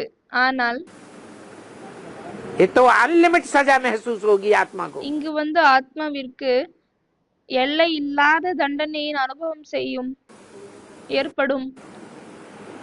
शरीर भी नहीं छोड़ सकेंगे। உடலை கூட விட முடியாது. वो सजाएं खाते हैं तो ज्यादा पिटाई होती है तो शरीर छूट भी जाता है। அந்த தண்டனை அனுபவிக்கும் பொழுது அதிகமாக அடி வாங்கினால் பிறகு உடலையும் கூட விட்டுடுறாங்க. सजाएं कड़ी से कड़ी भी होंगी और हल्की से हल्की भी होंगी। தண்டனை மிகவும் கொடூரமாகவும் இருக்கும் மற்றும் லேசானதாகவும் இருக்கும். कोई तो ऐसी सजा खाएंगे धर्मराज की लाल लाल आंखें देखेंगे कांप जाएंगे। சிலர் இப்படி தண்டனை அனுபவிப்பார்கள். யார் தர்மராஜனுடைய சிவப்பு கண்களை பார்ப்பார்களோ பிறகு அவர்களே நடுங்கி விடுவார்கள். बस इससे அவ்வளவுதான். ज्यादा कुछ नहीं। இதை விட அதிகமாக அவர்களுக்கு எதுவுமே தென்படாது. नहीं तो ज्यादा सजाओं के लिए तो बाबा ने बोल दिया இல்லையானால் அதிகமான தண்டனைக்கு இது பாபா சொல்லிவிட்டார். हड्डी हड्डी तोड़ दूंगा, खाल उधेड़ दूंगा। ஒவ்வொரு எலும்பையும் நான் உடைத்து விடுவேன், தோல் உரித்து விடுவேன். शिव बाबा के यज्ञ से खावेंगे पीवेंगे सर्विस कुछ भी नहीं करेंगे तो धर्मराज जो राइट हैंड है சிவபாபாவினுடைய யஜ்யத்தில் சாப்பிடுவார்கள், குடிப்பார்கள், ஆனால் சர்வீஸ் எதுவுமே செய்வதில்லை. அப்படி இருக்கும் பொழுது தர்மராஜ் ரைட் ஹேண்டாக இருக்கிறார். वो जरूर हड्डी तोड़ेंगे। அவர் கண்டிப்பாக எலும்பு உடைப்பார். जेल बर्ड्स को सजा का डर नहीं रहता। ஜெயில் பேர்ட்ஸ்க்கு தண்டனையினுடைய பயமே இருக்காது. रात्रि मुरली तारीख 14 फरवरी 1967 पृष्ठ 2 अंक। இரவு முரளி தேதி 14/2/67 பக்கம் 2 கடைசியில். मारे मारे सड़कों की खाल उधेड़ी जाए शरीर की तो पता नहीं लगता है। அடித்து அடித்து உடல்ல இருக்கக்கூடிய தோலை உரித்தால் தெரிய வராதா என்ன? नहीं पता लगता தெரிய कि வராதா? कैसी सजा होगी। இப்படிப்பட்ட தண்டனை இருக்கும் தெரிய வராதா? हाँ उससे भी कई गुना ज्यादा। அதை விட கூட நிறைய மடங்கு அதிகமாக தண்டனை இருக்கும். जब तक विनाश होता रहेगा तब तक सजाएं खाते रहेंगे। எப்பொழுது வரைக்கும் நடக்கும்னு கேக்குறாங்க. பாபா சொல்றார், எப்பொழுது வரைக்கும் அழிவு ஏற்பட்டு கொண்டே இருக்குமோ அப்பொழுது வரை அனுபவித்துக் கொண்டே இருப்பீர்கள். सजाएं खा खा करके सूक्ष्म वतन में जाते रहेंगे। தண்டனையை அனுபவித்து பிறகு சூட்சும வதனத்தில் சென்று கொண்டே இருப்பீர்கள். बोलते हैं धर्मराज द्वारा हड्डी तोड़वाएंगे तो ये हड्डी जो दर्द होती है अभी அவங்க சொல்றாங்க இல்லையா, தர்மராஜ் மூலமாக எலும்பை உடைப்பேன் என்று. वो धर्मराज की सजा है क्या? ஆகவே இப்பொழுது எந்த எலும்பு வலிக்கிறது இல்லையா, அதுவும் என்ன தர்மராஜனுடைய தண்டனையா? कुछ संस्कार ऐसे हैं जो हड्डी हड्डी बन चुके हैं। சில சம்ஸ்காரங்கள் இப்படி இருக்கிறது, எது எலும்பு போல ஆகிவிட்டது. हड्डी संस्कार बन चुके हैं। மிகவும் அது வலுக்கட்டாயமாக இருக்கக்கூடிய சம்ஸ்காரங்கள் ஆகிவிட்டது. वो हड्डी संस्कार भी टूट जाएंगे। அப்படிப்பட்ட சம்ஸ்காரம் கூட உடைந்து விடும். हड्डियां तो अपने आप ही टूटेंगे। மற்றும் எலும்புன்னு கேக்குறாங்க. பாபா சொல்றாரு, எலும்பு தானாகவே உடையும். तो अभी दर्द हो रही उसका अभी जो धर्मराज की सजा है अभी कोई सजा नहीं है। धर्मराज सजाएं तो बहुत तीखी होंगी। அவங்க கேக்குறாங்க, பிறகு இப்பொழுது எலும்பு வலிக்கிறது தர்மராஜனுடைய தண்டனையா? பாபா சொல்றாரு, இப்ப எதுவுமே தர்மராஜனுடைய தண்டனை இல்லை. தர்மராஜனுடைய தண்டனை மிகவும் ஸ்ட்ராங்காக இருக்கும். अभी अभी जो शारीरिक दुख मिलता है இப்பொழுது எந்த உடல் வேதனை கிடைக்கிறதோ वो तो डॉक्टर और वैद्य लोग भी ठीक कर लेते हैं। அதை டாக்டர் வைத்தியர்கள் சரியாக்கி விடுகிறார்கள். और इससे जो यंत्रणा मिलती है மற்றும் இதன் மூலமாக எந்த வேதனைகள் கிடைக்கிறதோ வலிகள் கிடைக்கிறதோ वो यंत्रणा भी बाबा की याद से हल्की हो जाती है। அதுவும் கூட தந்தையினுடைய நினைவின் மூலமாக லேசாகி விடுகிறது. धर्मराज की ये जो सजा होगी उसमें तो बाबा की याद भी नहीं आएगी। தர்மராஜனுடைய அதாவது தண்டனை எது இருக்குமோ அதுல பாபாவுடைய நினைவு கூட வராது. अरे डर के பயத்தால வரவே வராது. ऐसे नहीं बस रात को सोया सुबह को उठा नहीं सवेरे उठकर बाप இப்படி இல்லை. என்னவென்றால் வெறும் இரவில் தூங்கிவிட்டார்கள் மற்றும் காலை எழுந்து விட்டார்கள் இல்லை. बाबा को बहुत प्रेम से याद करना चाहिए. காலையில் எழுந்து கொண்டு தந்தையை பாபாவை மிகவும் அதிகமாக அன்போடு நினைவு செய்ய வேண்டும். रात को भी याद में सोना चाहिए. இரவிலும் நினைவில் தான் தூங்க வேண்டும். बाबा को याद ही नहीं करेंगे तो बाप फिर प्यार कैसे करेंगे. பாபாவை நினைவு செய்வதில்லை என்றால் பிறகு எப்படி அவர் நேசிப்பார்? कशिश ही नहीं होगी. ஈர்ப்பே ஏற்படாது. भल बाबा जानते हैं ड्रामा में सभी प्रकार के नंबरवार बनने हैं. பல் பாபா இதை அறிவார். டிராமாவில் எல்லாமே அனைத்து விதமாக வரிசைகரமாக தான் இருக்கணும் என்று. फिर भी चुप कर बैठ थोड़े ही जावेंगे. அப்பொழுது கூட அமைதியாக அமர்ந்து விடுவாரா என்ன? पुरुषार्थ करावेंगे. புருஷார்த்தத்தை செய்விப்பார். नहीं तो फिर जार जार रोना पड़ेगा. இல்லையானால் பிறகு கதறி கதறி அழுக வேண்டியதாக இருக்க வேண்டும். बाबा हमको कितना समझाते थे. பாபா நம்மளுக்கு எவ்வளவு புரிய வைத்தார். बहुत पछतावेंगे. மிகவும் அதிகமாக பச்சாதாபப்படுவார்கள். नाहक ऐसा किया माया के वश हो गया. இப்படி செய்து விட்டோம், மாயையினுடைய வசத்துல வந்து விட்டோம். बाप को तो तरस पड़ता है नहीं பாபாவுக்கு பாவமாக இருக்கிறது. सुधरते हैं तो उनकी क्या गति होगी. யார் சுதாரிக்கவில்லையோ அவர்களுக்கு என்ன நிலைமையாகும்? रोएंगे पीटेंगे सजाएं खावेंगे. அழுவார்கள், அடிப்பார்கள், தண்டனையை அனுபவிப்பார்கள். मुरली तारीख 8 जनवरी 1973 पृष्ठ 3 अंक. முரளி தேதி 8/1/73 பக்கம் 3 கடைசியில். धर्मराज मेरे साथ है, தர்மராஜ் என்னோடு இருக்கிறார். हड्डी हड्डी तोड़ देगा। ஒவ்வொரு எலும்பையும் உடைத்து விடுவார்.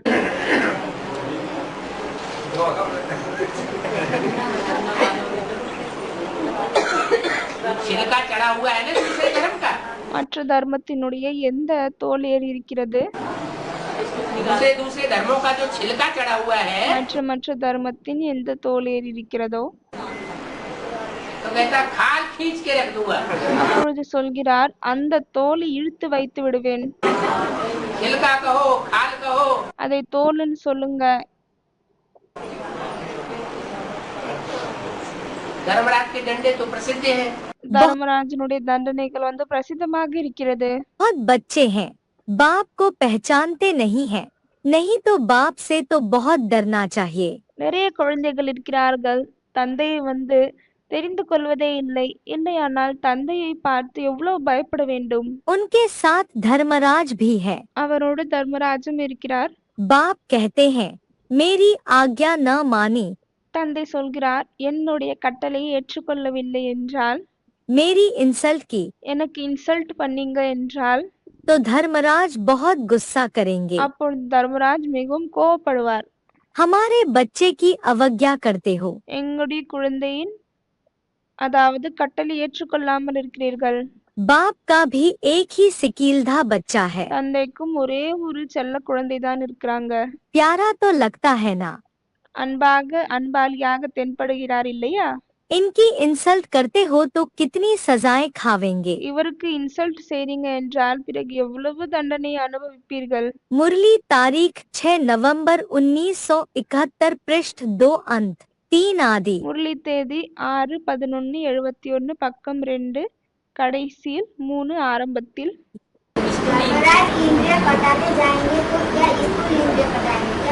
தர்மராஜ் இந்திரியங்களை வெட்டி கொண்டே செல்வார். அப்பொழுது என்ன ஸ்தூலமான இந்திரியங்களை வெட்டுவாரா? हाँ बिल्कुल, बाबा ने कहा है ऐसे मत समझना। ஆமா, கண்டிப்பாக பாபா சொல்லியிருக்கிறார், இப்படி நீங்கள் புரிந்து கொள்ளாதீர்கள். कि सूक्ष्म में सजाएं मिलेंगी, என்னவென்றால் வெறும் சூட்சுமமாக தான் தண்டனை கிடைக்கும் என்று. नहीं शरीर धारण करा के सजाएं देंगे। இல்லை, சரீரத்தை தாரணை செய்வித்து தண்டனையை கொடுப்பேன். जिन इंद्रियों से विकर्म किए हैं எந்த இந்திரியங்கள் மூலமாக விகர்மங்கள் செய்திருக்கிறீர்களோ वो इंद्रियां काटने जैसी महसूस होंगी। அந்த இந்திரியங்கள் வெட்டுவது போல நீங்கள் அனுபவம் செய்வீர்கள்। है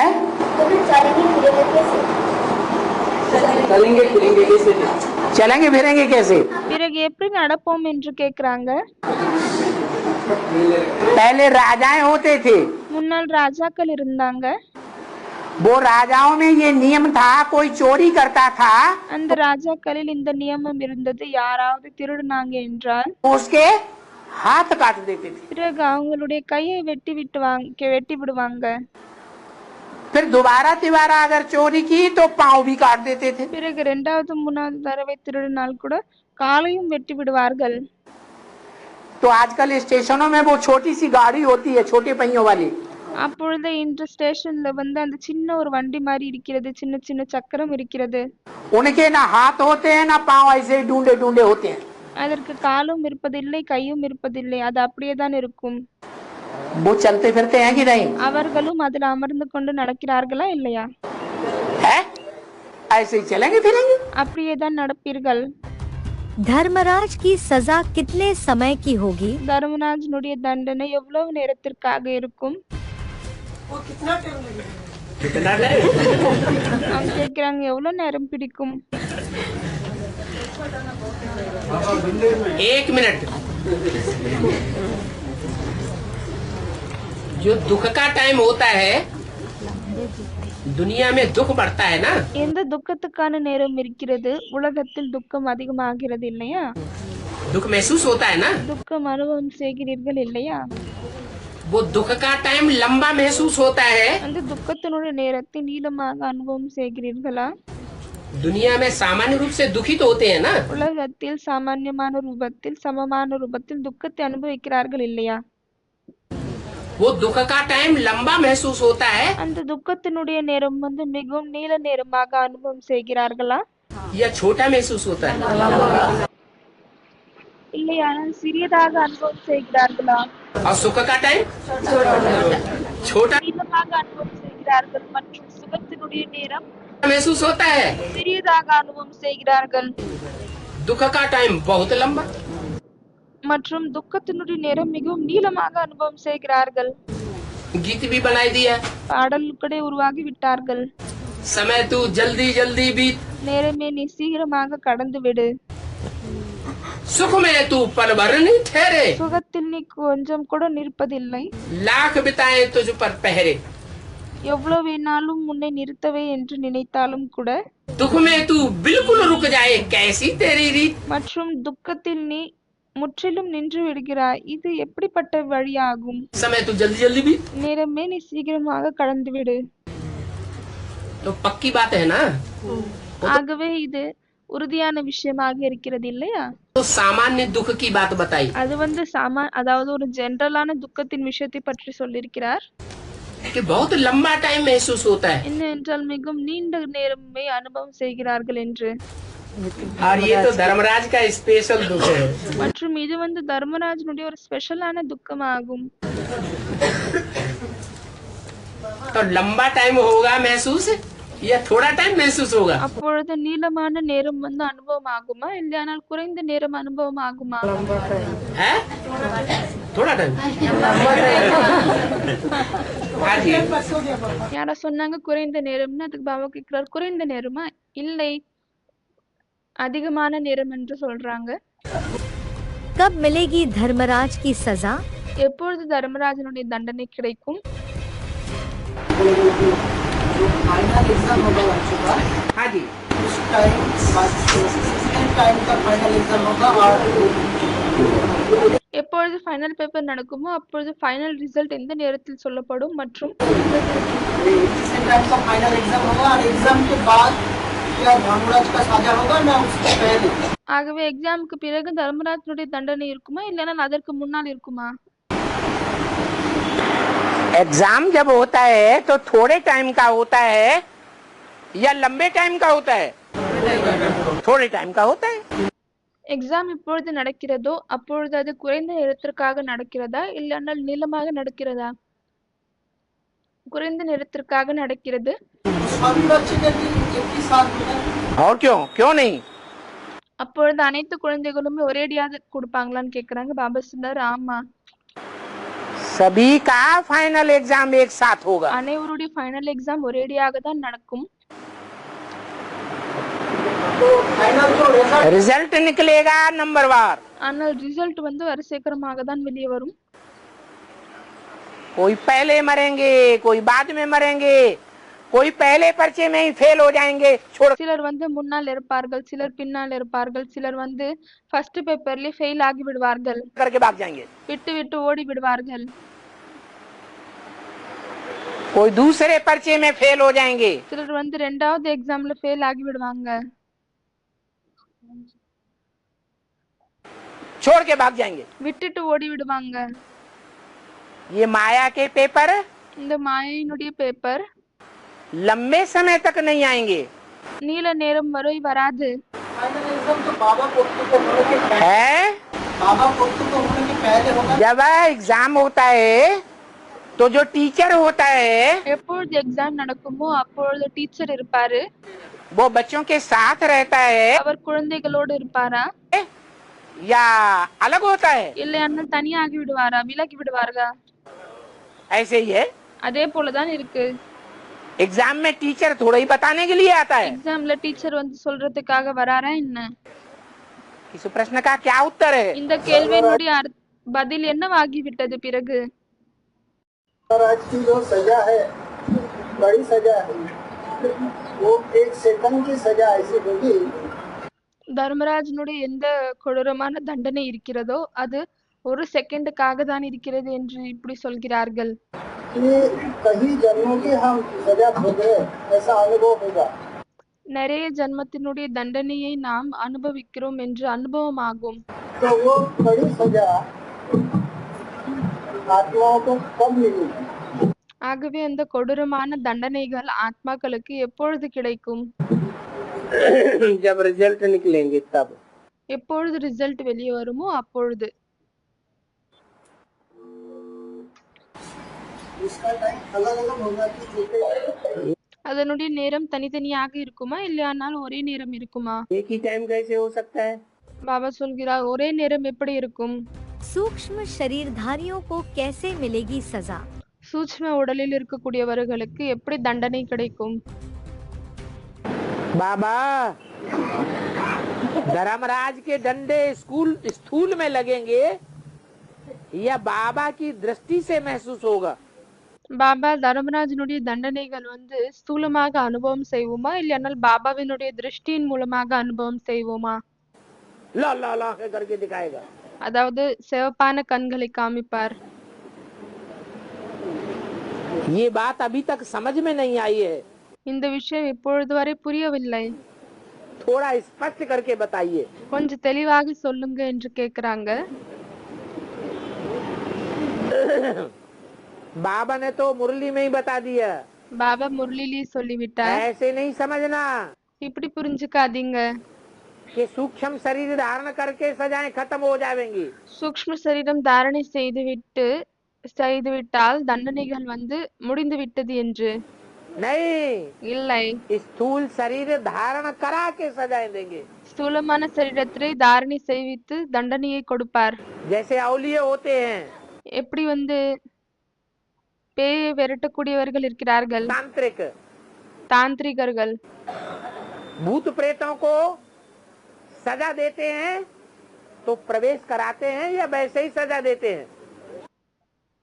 பூத பிரேதங்களுக்கு பேய் பிசாசுக்கு தண்டனையை கொடுக்கும் பொழுது ஒருத்தருக்குள்ள பிரவேசம் செய்ய வைக்கிறாங்களா இல்லையானால் அப்படியே கொடுத்துடுறாங்களா? प्रवेश कराते हैं. பிரவேசம் செய்ய வைக்கிறாங்க. वो औलिया तो छोटे मोटे धर्मराज हैं. அந்த பேய் விரட்டக்கூடியவர்கள் வந்து ஒரு சின்ன சின்ன தர்மராஜ் ஆவாங்க. ये तो बड़े से बड़ा धर्मराज है. ஆனால் இவர் வந்து பெரியதிலும் பெரிய தர்மராஜ் ஆவார். ऐसे नहीं सूक्ष्म शरीर से सजा दे करके खत्म कर देगा. இப்படி இல்லை, சூக்ஷ்ம சரீரத்தின் மூலமாக தண்டனையை கொடுத்து விட்டு முடித்து விடுவார் என்று. स्थूल शरीर भी होगा ஸ்தூலமான உடலும் இருக்கும் और स्थूल डंडे भी होंगे. மற்றும் ஸ்தூலமான கொம்பு கூட இருக்கும்.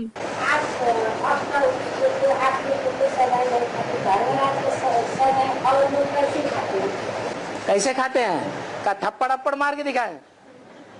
தர்மராஜனுடைய தண்டனைகள் அவர்கள் எப்படி அனுபவிக்கிறார்கள் கேக்குறாங்க. பாபா சார் எப்படி அனுபவிக்கிறாங்களா? ஒரு அறையிட்டு காமிக்கணுமா என்ன? डंडा मार के दिखाएं क्या? இல்லையானால் கொம்பு மூலமாக அடித்து காமிக்கணுமா என்ன? हड्डी तोड़ के दिखाएं? எலும்பை உடைத்து காமிக்கணுமா?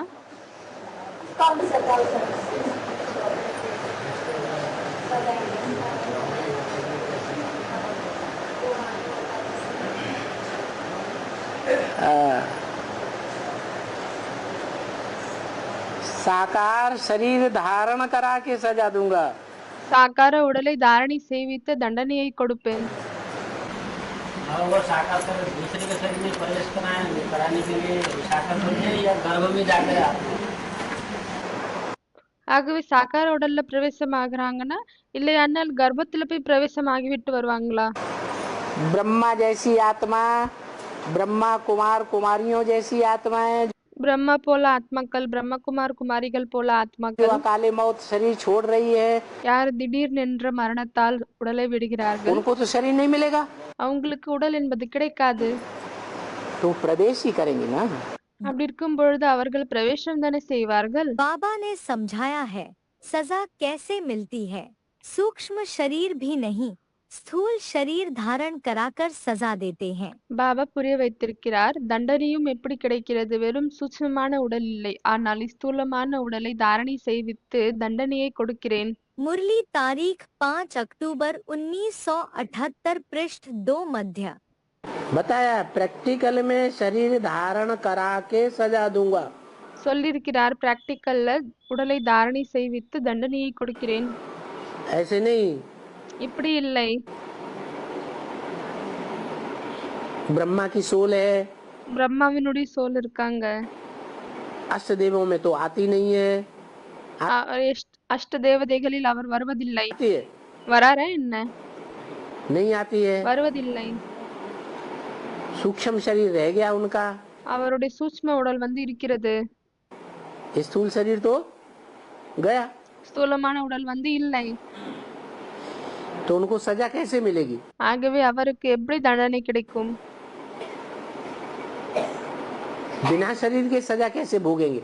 உடல் இல்லாம எப்படி தண்டனையை அனுபவிப்பாரு? शरीर के द्वारा ही तो सुख दुख अनुभव किया जाता है। உடல் மூலமாக தான் சுகம் மற்றும் துக்கத்தை அனுபவம் உடல் மூலமாக தான் சுகம் மற்றும் துக்கத்தை அனுபவம் செய்யப்படுகிறது. तो ब्रह्मा की आत्मा भी क्या करेगी? ஆகவே பிரம்மாவினுடைய ஆத்மா கூட என்ன செய்யும்? कोई शरीर में प्रवेश करके सजा भोगती है। ஏதோ ஒரு உடல்ல பிரவேசம் செய்து விட்டு தண்டனையை அனுபவிக்கிறது. कौन सा शरीर होगा? அது எந்த உடலாக இருக்கும்? है बोलो, சொல்லுங்க. हैं? कौन सा शरीर होगा? है? हाँ, जो रुद्रमाला का लास्ट मणका है, ருத்ரமணி மாலையினுடைய இந்த கடைசி மணியாக இருக்கிறாங்க. उस लास्ट मणके में அந்த கடைசி மணியில் जिसमें वो प्रवेश करके महाकाली का पार्ट बजाते हैं, எதில் அவர் பிரவேசம் செய்துவிட்டு மகாகாளியினுடைய பாட்டை செய்கிறார். उसी शरीर के द्वारा, அதே உடல் மூலமாக, साकार शरीर के द्वारा சாக்கார உடல் மூலமாக सजाओं का अनुभव करेंगे। தண்டனையின் அனுபவத்தை செய்வார். क्या बीमारी को धर्मराज की सजा कहेंगे? நோய்களை என்ன தர்மராஜனுடைய தண்டனை என்று சொல்ல முடியுமா? बीमार होना ये धर्मराज की सजाएं नहीं है। ஆரோக்கியம் கெட்டு போகுவது, நோய் வருவது இது ஒன்றும் தர்மராஜனுடைய தண்டனை இல்லை. जो बीमारी है वो तो सालों साल चलती है। எந்த நோய்கள் இருக்கிறதோ அது வருஷக்கணக்காக இருக்கிறது. वो कोई धर्मराज की सजा थोड़ी है। அது தர்மராஜனுடைய தண்டனை என்னவோ இல்லை. धर्मराज की सजा तो सेकंडों में मिलेगी और ऐसी सजा मिलेगी। தர்மராஜனுடைய தண்டனை செகண்ட்ல கிடைக்கும் மற்றும் இப்படிப்பட்ட தண்டனைகள் கிடைக்கும். जो जन्म जन्मांतर की सजा महसूस हो जाएगी। எது நிறைய ஜென்மத்தினுடைய தண்டனை என்று அனுபவம் ஆகிவிடும். वो बहुत कड़ी सजा है। அது மிகவும் பயங்கரமான தண்டனையாக இருக்கும். पिछाड़ी में तुमको सब साक्षात्कार होगा, कैसे कैसे सजाएं खावेंगे वो भी तुमको मालूम पड़ जावेगा। பின்னாடி உங்களுக்கு சாட்சாத்காரங்கள் ஏற்படும். எப்படி எப்படி தண்டனையை நீங்கள் அனுபவிப்பீர்கள் இதுவும் உங்களுக்கு தெரிய வரும். मुरली तारीख 15 अप्रैल 1967 पृष्ठ 3 आदि। முரளி தேதி 15/4/67 பக்கம் 3 ஆரம்பத்தில். एक याद से और बीमारी से और धर्मराज के जल्दी से अपने पाप को नष्ट कर सकता நினைவின் மூலமாக மற்றும் நோய்களின் மூலமாக தன்னுடைய பாவங்களை முடிக்க முடியுமா? धर्मराज का दंड क्या है? ஆகவே அது தர்மராஜனுடைய தண்டனையா என்ன? बीमारी भी एक दंड है ना? ஏனென்றால் நோய்கள் கூட ஒரு தண்டனை தான் ஆகும். बीमारी दंड नहीं है, பாபா சொல்றாரு நோய்கள் தண்டனை கிடையாது. हिसाब किताब चुकतू होता है। அது கணக்கு வழக்கு முடிகிறது. बीमारी कोई धर्मराज का दंड जैसा नहीं है। நோய் ஒன்றும் தர்மராஜனுடைய தண்டனை போல் இல்லை. और कलयुग के अंत में बीमारी तो सबको आती है। மற்றும் கலியுகத்தின் கடைசியில் அனைவருக்குமே நோய் வருகிறது. 8 को नहीं आती है क्या? 8 பேருக்கு வருவதில்லையா என்ன? है? 8 को भी आती? அவங்களுக்கும் வருகிறது. अरे 8 की बात छोड़ो, जो फर्स्ट है அரே 8 பேருடைய விஷயத்தை விடுங்கள். ஆனால் யார் முதல்ல இருக்கிறாரோ उसको नहीं आती है क्या? அவருக்கு வருவதில்லையா என்ன? है? वो सबका बाप नहीं है। அவர் அனைவருடைய தந்தை இல்லையா என்ன? बीमारों का बाप नहीं है। அப்ப நோயாளிகளுடைய தந்தை இல்லையா என்ன? बीमारी के द्वारा पाप भस्म करने और धर्मराज की सजा द्वारा पाप भस्म करने में क्या अंतर है? நோய்கள் மூலமாக பாவங்களை சாம்பலாக்குவது மற்றும் தர்மராஜனுடைய தண்டனையின் மூலமாக பாவங்களை எரிப்பது, இது ரெண்டுத்திலையும் என்ன வித்தியாசம் இருக்கிறது? हाँ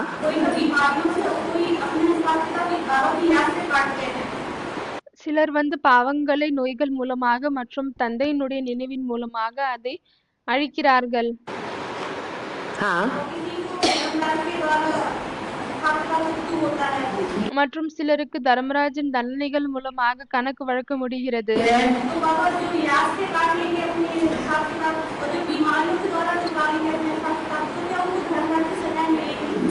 ஆகவே யார் நினைவின் மூலமாக மற்றும் நோய்கள் மூலமாக தன்னுடைய கணக்கு வழக்கை முடிக்கிறார்கள் அவர்களுக்கும் தர்மராஜிடம் இருந்து தண்டனை கிடைக்குமா?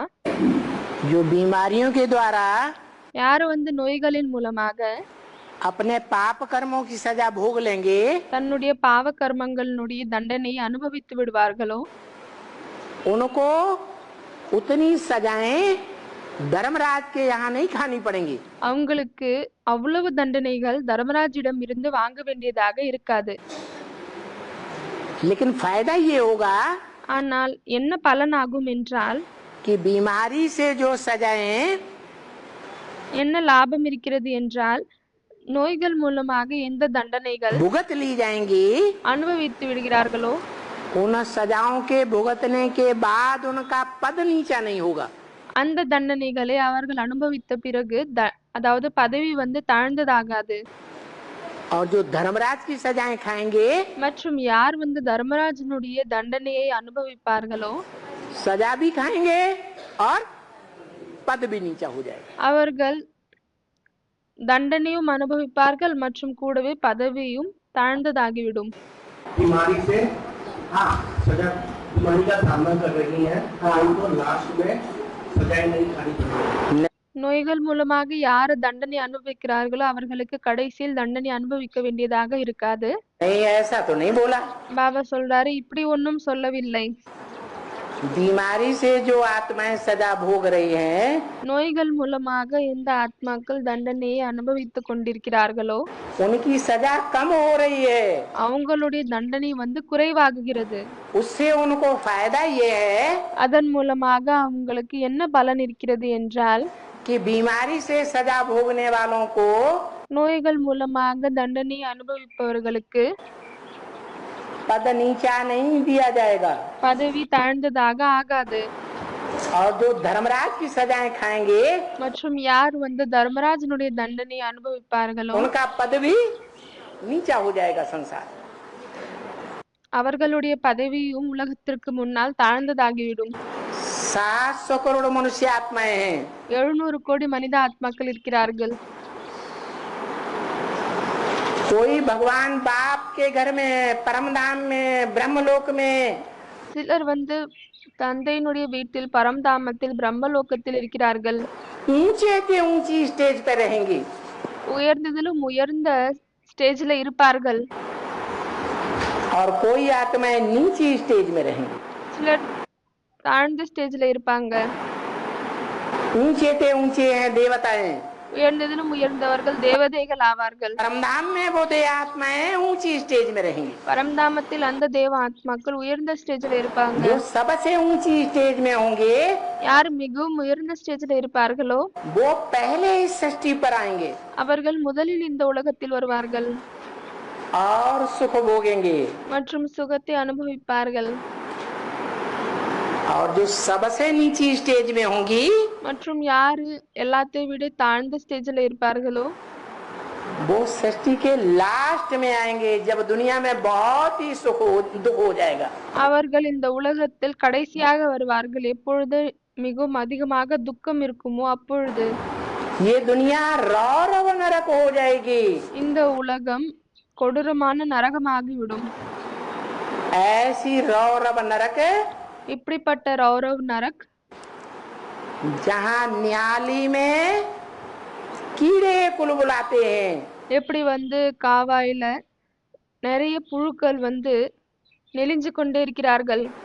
एक कीड़ा दूसरे को काटता है, दूसरा तीसरे को काटता है, तीसरा चौथे को काटता है. ஒரு புழு இரண்டாவதை கடிக்கும், இரண்டாவது மூணாவதை கடிக்கும், மூணாவது நாலாவதை கடிக்கும். जैसे आज के परिवार में எப்படி இன்றைய நாளில் இருக்கக்கூடிய குடும்பத்தில் पति दुख देता है परिवार के जनों को, கணவர் குடும்பத்தில் இருக்கக்கூடியவர்களுக்கு துக்கத்தை கொடுக்கிறார். स्त्री बहुत दुखी होती है, அப்படி இருக்கும் பொழுது அந்த பெண் மிகவும் அதிகமாக துக்கம் அடைகிறாள். तो कुछ कर नहीं सकती, அப்பொழுது அதால் எதுவுமே செய்ய முடியாது. तो बड़े बच्चे की पिटाई कर देती है. அப்பொழுது பெரிய குழந்தையை அடிக்கிறாங்க.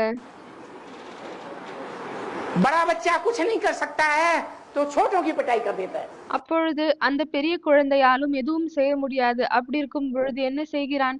சிறிய குழந்தைகளை அடிக்கிறான். छोटे बच्चे कुछ नहीं कर सकते हैं तो मोहल्ले में जाकर के हुड़दंग मचाते हैं. அப்பொழுது அந்த சிறிய குழந்தைகளால் எதுவுமே செய்ய முடியாது. அப்படி இருக்கும் பொழுது என்ன செய்கிறார்கள்? அந்த காலனியில் சென்று விட்டு கலாட்டா செய்கிறார்கள். दुखदाई काम करते हैं. துக்கம் நிறைந்த செயல்களை செய்கிறார்கள். ऐसे ये दुनिया नरक बन गई. அதே போலவேதான் இந்த உலகமும் துக்கம் நிறைந்த நரகமாகிவிட்டது.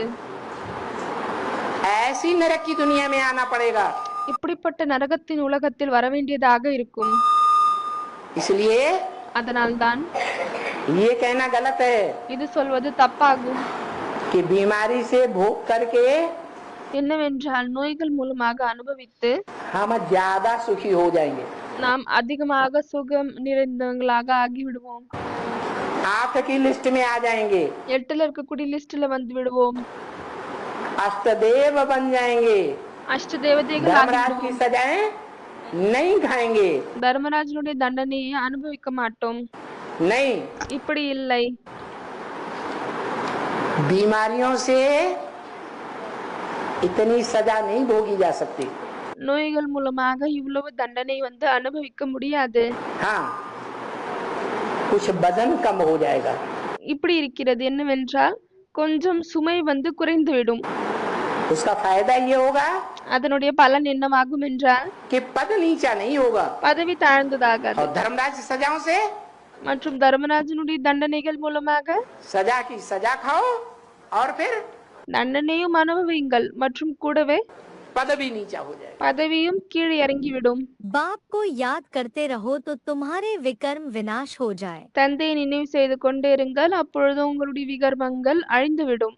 सजा न खानी चाहिए. தண்டனையை அனுபவிக்க கூடாது. बाप के सामने सजाए बैठ खावेंगे तो बाप क्या कहेंगे? தந்தைக்கு முன்னால் அமர்ந்து கொண்டு தண்டனையை அனுபவித்தால் பிறகு தந்தை என்ன சொல்வார்? तुमने साक्षात्कार भी किए हैं. நீங்கள் சாட்சாத்காரமும் उस செய்திருக்கிறீர்கள். समय सिर ऊपर नहीं कर सकते बाप के सामने। அப்பொழுது அந்த நேரத்தில் தந்தைக்கு முன்னால் தலையை தூக்க முடியாது. इन द्वारा बाप पढ़ाते हैं तो इनका ही साक्षात्कार होगा।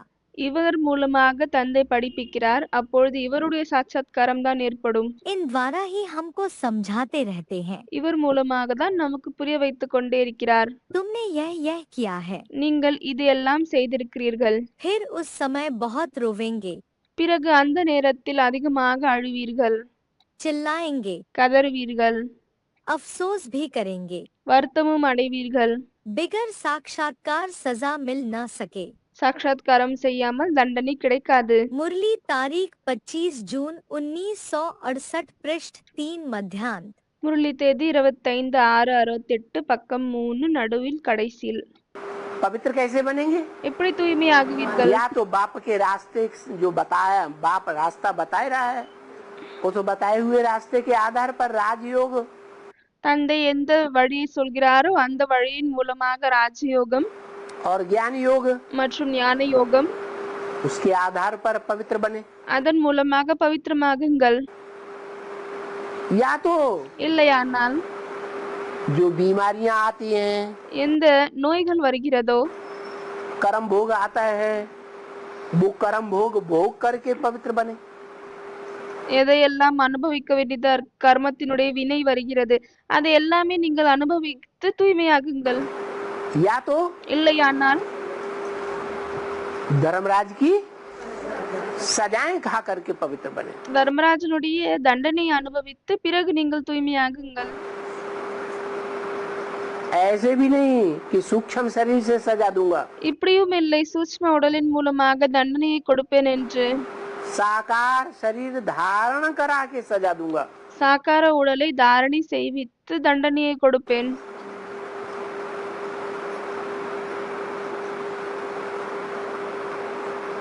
कर्म भोग जो बीमारी का भोगते हैं, கர்மத்தினுடைய வினை எந்த நோய்களாக அனுபவிக்கிறோமோ उसमें ये फायदा है அதுல ஒரு லாபம் இருக்கிறது. कि धर्मराज के डंडे नहीं खाने पड़ेंगे। என்னவென்றால் தர்மராஜனுடைய அடியை வாங்க வேண்டியதாக இருக்காது. क्या? என்ன? बीमारी में जो भोग कष्ट भोगते हैं, நோயில எந்த கஷ்டத்தை அனுபவிக்கிறீர்கள், उनके जो कष्ट हैं அந்த கஷ்டங்கள் खलास होते हैं ना, முடிகிறது இல்லையா? तो उसमें फायदा ये है அப்ப அதுல இந்த ஒரு லாபம் இருக்கிறது. कि धर्मराज सजा नहीं खानी पड़ेगी, தர்மராஜனுடைய தண்டனை அனுபவிக்க வேண்டியதாக இருக்காது. और जो धर्मराज के दरबार में जाकर के डंडे खाएंगे, மற்றும் யார் தர்மராஜனுடைய தர்பார்ல சென்று விட்டு தண்டனை அனுபவிப்பார்களோ, सजा भोगेंगे, அடி வாங்குவாங்க. उसमें क्या नुकसान है? அதுல என்ன நஷ்டம் இருக்கிறது? सजा की सजा खानी पड़ेगी, தண்டனையும் அனுபவிக்க வேண்டியதாக இருக்கும் மற்றும் पद भी भ्रष्ट हो जाएगा। பதவியும் தாழ்ந்ததாகிவிடும். धर्मराज की सजा खाने से कौन सा पद नीचा होता है? தர்மராஜனுடைய தண்டனை அனுபவிக்கும் காரணத்தால் எந்த பதவி குறையும்? 8 को छोड़ करके जो धर्मराज सजा देगा ना, तो बाबा ने बोला कि वो पद कम होगा, पद भ्रष्ट होगा। தர்மராஜ் எந்த தண்டனை கொடுப்பாரோ அதன் மூலமாக பாபா சொல்லியிருக்கிறார் பதவி கம்மியாகும் என்று. कौन सा पद है बाबा? ஆகவே அது என்ன பதவி ஆகும்? ये 8 की माला है, ये पद नहीं है। இந்த 8 மாலை இருக்கிறது, இது பதவி இல்லையா என்ன? பாபா கேக்குறாரு. 8 को छोड़ करके 108 की माला है, ये ऊंचा पद नहीं है। அப்ப அவர் சொல்றாரு 8 பேரை விட்டுட்டு வேற என்ன இருக்கு? பாபா சொல்றாரு 108 இது பதவி இல்லையா? वो ऑलरेडी कहाँ फिक्स है? कौन तुम्हें मालूम है कौन है? அப்ப அவர் சொல்றாரு இது ஆல்ரெடி ஃபிக்ஸ் ஆக இருக்கிறது இல்லையா? பாபா சொல்றாரு உங்களுக்கு தெரியுமா என்ன? इतने बैठे हुए हैं, इनमें कौन कौन 108 की माला में आने वाला है? இங்க யாரெல்லாம் அமர்ந்து இருக்கிறார்களோ அவர்கள்ல யார் 108 மாலையில வரப்போறாங்கன்னு உங்களுக்கு தெரியுமா? प्रत्यक्ष है? பிரத்யக்ஷமாக இருக்கிறதா என்ன? तो काय के लिए कहते प्रत्यक्ष है? वो तो ஆகவே ஏன் நீங்க சொல்றீங்க பிரத்யக்ஷமாக இருக்கிறது என்று? नहीं है। कहाँ है? क्या धर्मराज और सदगुरु एक ही है? என்ன தர்மராஜ் மற்றும் சத்குரு ஒருத்தர் தானா? सदगुरु मना वो सजा ही डायरेक्ट सजा ही देंगे, वो तो धर्मराज सजा देगा। சத்குரு என்றால் தண்டனை கொடுப்பாங்களான்னு கேக்குறாங்க. பாபா சொல்றாரு அது தர்மராஜ் தான் கொடுப்பார். धर्मराज और सदगुरु एक नहीं है। ना, தர்மராஜ் மற்றும் சத்குரு ஒருத்தர் இல்லையான்னு கேக்குறாங்க. பாபா சொல்றாரு இல்லை. गुरु तो सदगति करता है। சத்குரு வந்து சத்கத்தியை செய்கிறார். धर्मराज और सदगुरु का पाठ दोनों अलग अलग है ना? தர்மராஜ் மற்றும் சத்குருனுடைய பாட்டு ரெண்டுமே தனித்தனியாக தான் இருக்கிறது பாபா என்று கேக்குறாங்க. एक के बाद एक होगा या ஒருத்தருக்கு பின்னாடி இன்னொருத்தர் வருவாங்களா இல்லையானால் एक ही साथ होगा? ரெண்டு பேருமே ஒரேடியாக தான் இருப்பாங்களா? सदगुरु सच्चा गुरु। சத்குரு என்றால் உண்மையான குரு. धर्मराज तो दंड देगा या गुरु बनेगा? தர்மராஜ் வந்து தண்டனையை கொடுப்பாரா இல்லையானால் குரு ஆகுவாரா? धर्मराज सदगति करेगा या दुर्गति करेगा? தர்மராஜ் சத்கதி செய்வாரா இல்லையானால் துர்கதி செய்வாரா? शिव बाबा धर्मराज की सजाओं से बच्चों की रक्षा करेंगे या नहीं? சிவ பாபா தர்மராஜனுடைய தண்டனையிலிருந்து குழந்தைகளை காப்பாத்துவாரா இல்லையா? जिस समय धर्मराज पाप आत्माओं को सजा देंगे उस समय शिव बाबा सामने बैठे रहेंगे क्या? எந்த நேரத்தில் தர்மராஜ் பாவ ஆத்மாக்களுக்கு தண்டனையை கொடுப்பாரோ அந்த நேரத்தில் சிவபாபா முன்னாலே அமர்ந்து கொண்டிருப்பாரா என்ன? धर्मराज सामने बैठेगा या शिव बाबा सामने बैठेंगे? தர்மராஜ் முன்னால் உட்காருவாரா இல்லைன்னா சிவபாபா முன்னால் உட்காருவாரான்னு பாபா கேக்குறாரு. और देखने वालों को धर्मराज दिखाई देगा कि शिव बाबा याद दिखाई देगा? மற்றும் பார்க்கக்கூடியவர்களுக்கு சிவபாபா தென்படுவாரா இல்லையானால் தர்மராஜ் தென்படுவாரா?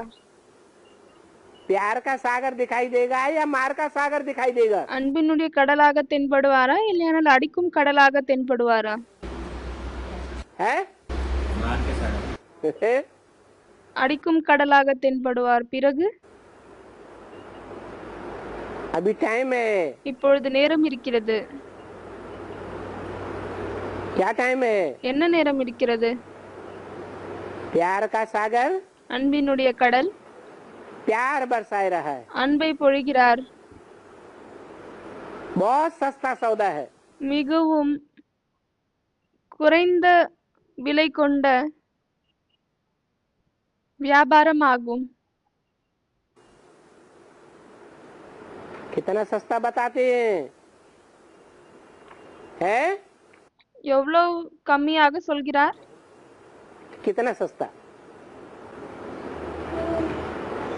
अरे कौड़ी दो और हीरा लो।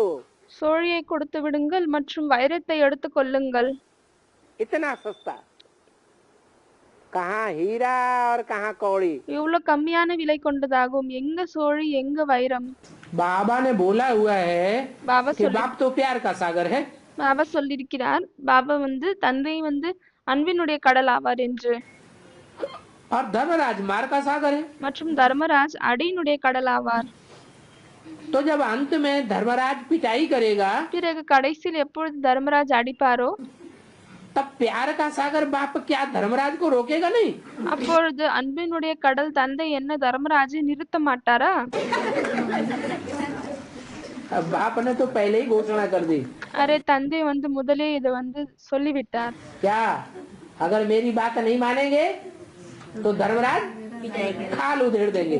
ஒருவேளை நீங்கள் என்னுடைய விஷயத்தை கேட்கவில்லை என்றால் பிறகு தர்மராஜ் உங்களுடைய தோலை உரித்து விடுவார். तो पहले ही बता दिया। இது முதலே சொல்லிவிட்டார். बाप तो प्यार का सागर है।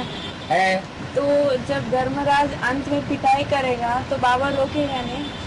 தந்தை வந்து அன்பினுடைய கடல் ஆவார். பிறகு கடைசியில் எப்பொழுது தர்மராஜ் அடிப்பாரோ அப்பொழுது தந்தை வந்து நிறுத்த மாட்டாரா என்ன தடுக்க மாட்டாரா?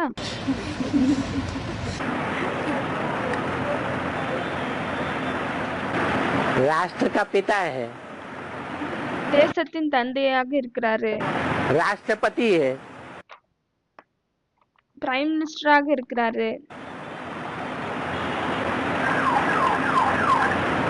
उसने फैसला करने के लिए कोई जज को नियुक्त किया है। அவர் வந்து தீர்மானம் செய்வதற்காக ஒரு நீதிபதியை அமைத்திருக்கிறார். सुप्रीम कोर्ट का जज नियुक्त हुआ है। சுப்ரீம் கோர்ட்டினுடைய ஜட்ஜ் வந்து நியமிக்கப்பட்டிருக்கிறார். तो राष्ट्रपति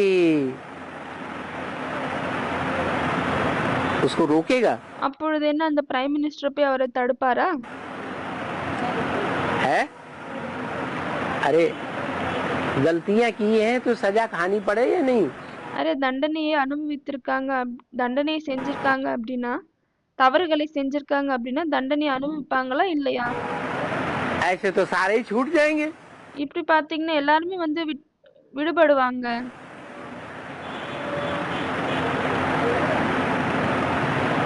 தப்பித்துக் கொள்வார்கள்। तो लॉ और लव में बैलेंस होना चाहिए या नहीं होना चाहिए? ஆகவே சட்டம் மற்றும் அன்புல பேலன்ஸ் இருக்க வேண்டுமா இல்லையா?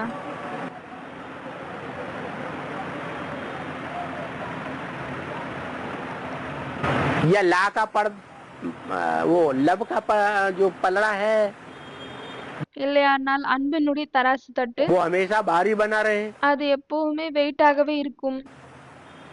और लॉ ऊपर उठ जाए மற்றும் சட்டம் வந்து மேலே ஏறி விடுகிறது, हल्का हो जाए லேசாகி விடுகிறது।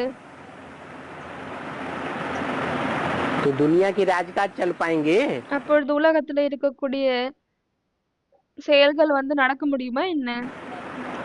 அரசாங்கம் நடக்க முடியுமா? जैसे कलयुग के अंत में आते आते எப்படி வந்து கலியுகத்தின் கடைசியில் வந்துவிட்டு कानून की ताकत कम हो गई,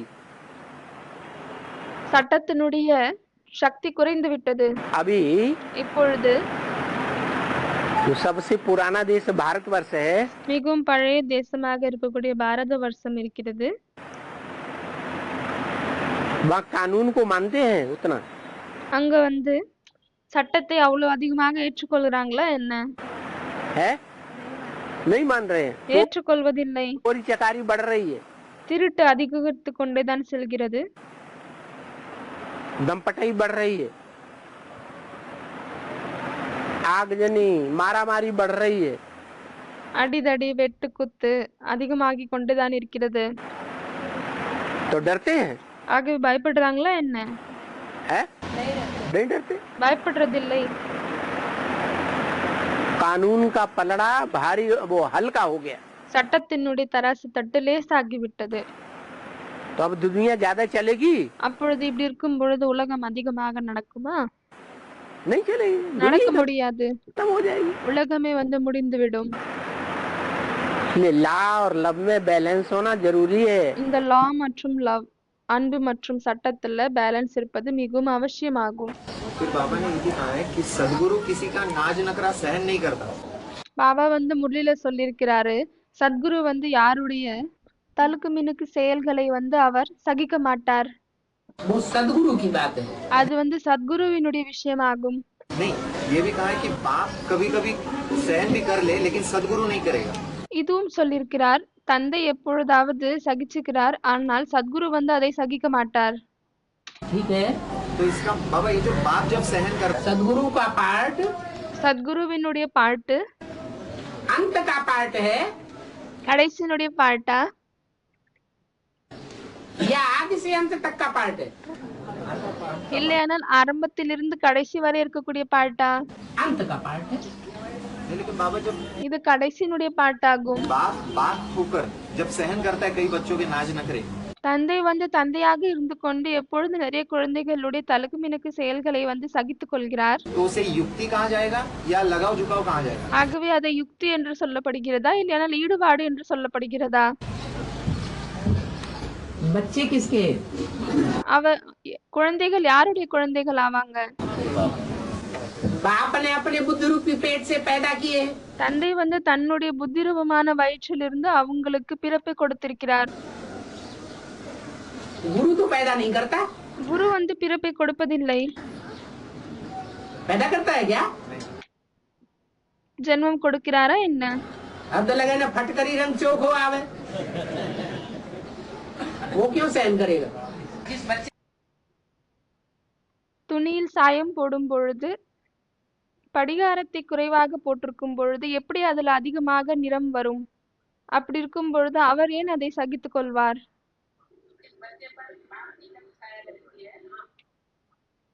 எந்த குழந்தைகள் மீது தந்தையினுடைய குடல் நிழல் இருக்கிறதோ पूरी छत्र छाया हो तब ना, छत्र छाया भी नंबरवार होती है। அவங்களை எதுவுமே வந்து செய்ய முடியாது, கெடுதல் செய்ய முடியாது। ஆகவே அந்த குடை நிழல் கூட முழுமையாக இருக்க வேண்டும் இல்லையா, வரிசைகரமாகவும் இருக்கிறது. एक जैसी होती है सबके ऊपर। இல்லையானால் அனைவரின் மீது ஒரே மாதிரி இருக்கிறதா? तो फिर बाबा जब धर्मराज वो उस बच्चे को दंड दे रहा होता तो तब बाप क्या कर रहा होगा? ஆகவே தர்மராஜ் எப்பொழுது அந்த குழந்தைக்கு தண்டனை கொடுத்து கொண்டிருப்பாரோ அப்பொழுது தந்தை என்ன செய்வாரு? आठ के ऊपर पूरी छत्र छाया होगी तो फिर उसका रक्षा 8 के अलावा 8 பேருக்கு மேலே முழுமையான குடை நிழல் இருக்கும். அவங்களை தவிர दूसरों के ऊपर बाप की छत्र छाया नंबर वार होगी। மற்றவர்களின் மீது வரிசைகரமாக தான் இருக்கும்.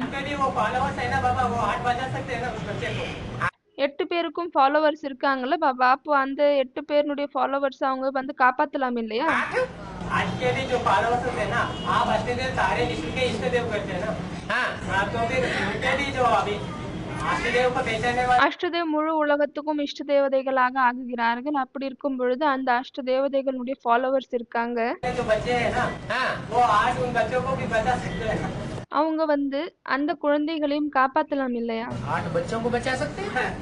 माने देहधारी गुरुओं की छत्र छाया लेना जरूरी है। அப்பொழுது பாபா சொல்கிறார், அப்படி இருக்கும் பொழுது தேகதாரி குருக்களுடைய குடை நிழலை வந்து எடுத்துக்கொள்வது அவசியமா என்ன? तुम्हारी मेंटलिटी ये साबित कर रही है। உங்களுடைய புத்தி வந்து இது நிரூபிக்கிறது. ये कहा गया है ना, क्या कहा गया? अष्टदेव जो होते हैं बाप समान होते हैं। बाप समान होते हैं कि इसका मतलब ये नहीं है அவர் சொல்றாரு, பாபா சொல்லிருக்காரு இல்லையா, அஷ்ட தேவதைகள் வந்து தந்தைக்கு சமமானவர்கள் ஆவார்கள். அப்ப பாபா சொல்ற சமமானவர்கள் தான், ஆனால் இது இல்லை. ये बताया फिनिशिंग में थोड़ा थोड़ा परसेंटेज में अंतर भी होता है। ஃபினிஷிங்ல வந்து கொஞ்சம் கொஞ்சம் பர்சன்டேஜ்ல வந்து வித்தியாசமும் இருக்கிறது. नहीं तो पहचाने कैसे जाएंगे? இல்லையானால் அவர்களை வந்து எப்படி தெரிந்து கொள்வது? नंबर कैसे डिक्लेयर होंगी? அவங்களுடைய நம்பர் வந்து எப்படி டிக்ளேர் ஆகும்? அறிவிப்பு ஏற்படும். एक जैसे नहीं हो सकते। दुनिया ஒரே மாதிரி இருக்க முடியாது. के 500-700 करोड़ मनुष्य, 500-700 करोड़ चेहरे, 500-700 கோடி மனிதர்கள், 500-700 கோடி முகங்கள், और वो तो एक जन्म की बात हो गई। மற்றும் அது வந்து ஒரு ஜென்மத்தினுடைய விஷயமாகிவிட்டது. यहाँ तो 84 जन्मों में जन्म लिए हैं, फीचर्स अलग अलग है। இங்கு 84 பிறவிகளில் ஜென்மம் எடுத்திருக்கிறார்கள். குணங்கள் விதவிதமாக இருக்கிறது. एक चेहरा ஒரு முகம் दूसरे चेहरे से मिलता है क्या? இன்னொரு முகத்தோடு ஒத்து போகிறதா இல்லையா? तो सब बाप समान कैसे बन जाएंगे? இல்லாத பொழுது அனைவரும் எப்படி தந்தைக்கு சமமாக ஆகிவிடுவார்கள்? कहा जाता है சொல்லப்படுகிறது कि 8 ऐसे हैं 8 பேர் இப்படி இருக்காங்க जो सजा नहीं खाते। யார் வந்து தண்டனையை அனுபவிப்பதில்லை. सजा न खाने वालों की लिस्ट में है, தண்டனையை அனுபவிக்காதவர்களின் லிஸ்ட்ல இருக்காங்க. बाकी ऐसे नहीं है அதை தவிர இப்படி कि இல்லை. सिर्फ हम बन जाएंगे। சிவோம் ஆகி விடுகிறார்கள், நான் தான் சிவன் என்று சொல்கிறார்கள். இப்படி இல்லை. अगर बाप समान एक जैसे ही बन जाए तो सारे ही शिव बाबा हो जाएंगे कि नहीं? ஒருவேளை அனைவருமே தந்தைக்கு சமமாக ஆகிவிட்டால் அனைவருமே சிவபாபா ஆகி விடுவாங்க இல்லையா? फिर तो शुरुआत कर दी शिव बाबा की। அப்படி இருக்கும் பொழுது சிவபாபாவினுடைய விஷயத்தை ஆரம்பித்து விட்டார்கள். சர்வவியாபி என்ற விஷயம். नहीं बाबा, उसको एक कहा गया खुदा के तख्त को 8 फरिश्तों ने उठाया। 8 சொல்லிருக்காங்கல்ல பாபா, அதாவது கடவுளுடைய சிம்மாசனத்தை 8 தேவதைகள் வந்து தூக்குனாங்கன்னு. பாபா சொல்றார் 8 தேவதைகள் அவங்க, भगवान ने नहीं उठाया। பகவான் வந்து தூக்கவில்லை. तो फिर ऐसे ही है, फरिश्ते जो हैं वो उनमें प्रवेश करके पार्ट बजाते हैं। தேவதைகள் வந்து அவங்களுக்குள்ள பிரவேசமாக விட்டு பாட் பண்றாங்க. वो खुद फरिश्ते नहीं है, அவங்க தானே ஃபரிஷ்தாக்கள் கிடையாது. माने उन्होंने शरीर नहीं छोड़ दिया होता है, அப்படியானால் அவங்க வந்து உடலை விடவில்லை. वो तो देवात्मा है। அவங்க தேவாத்மாக்கள் ஆவாங்க. देवात्माओं में और फरिश्तों में बहुत अंतर है। தேவாத்மாக்கள் மற்றும் ஃபரிஷ்தா இவங்க 2 பேர்ல நிறைய வித்தியாசம் இருக்கிறது. फरिश्ते दूसरे धर्म में गाए जाते हैं, ஃபரிஷ்தா அப்படியானால் ஏஞ்சல்ஸ் வந்து மற்ற தர்மத்தில் பாடப்படுகிறது. और देवताएं மற்றும் தேவதைகள் भारत में गाए और पूजे जाते हैं। பாரதத்தில் பாடப்படுகிறது மற்றும் பூஜை செய்யப்படுகிறது. भारतवासी देवताओं की पूजा करते हैं பாரதவாசிகள் தேவதைகளின் பூஜை செய்கிறார்கள்.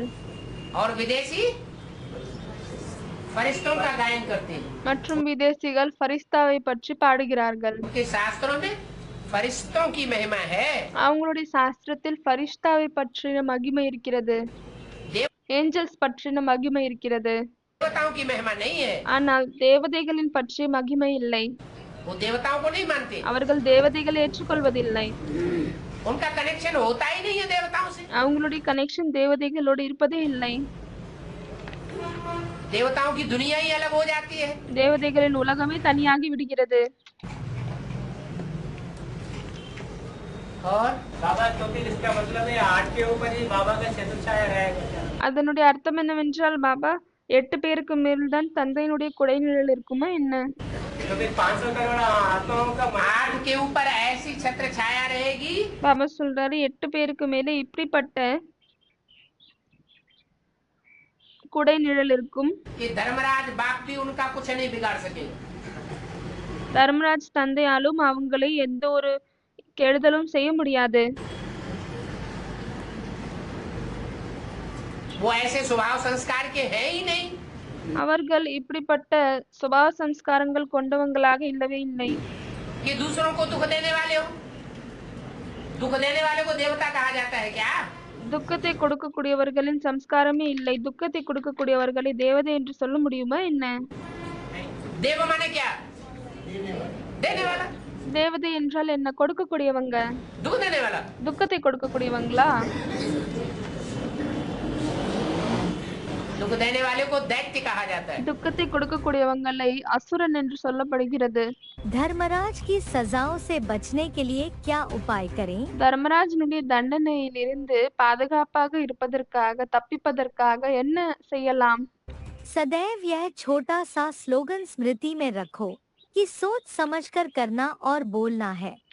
எப்பொழுதுமே ஒரு சின்ன ஸ்லோகன் ஞாபகத்தில் வைத்துக் கொள்ளுங்கள். என்னவென்றால் யோசித்து புரிந்து கொண்டுதான் செய்யணும் மற்றும் சொல்லணும்.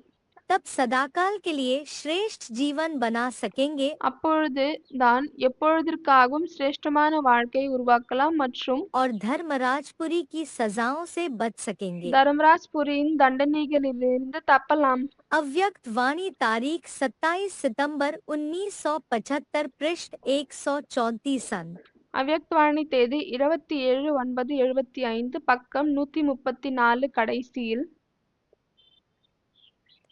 अच्छी रीति योग लगावेंगे நல்ல விதமாக யோகத்தை ஈடுபடுத்தினால் तो तुम पूरी रीति सजाओं से छूट जाओ। ஆகவே நீங்கள் முழுமையாக தண்டனையிலிருந்து தப்பி விடுவீர்கள்.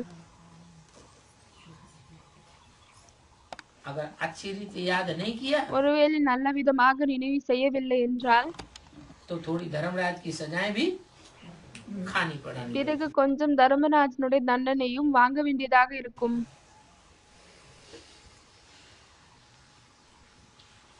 कल्प कल्पांतर फिर सजाएं खाते रहेंगे।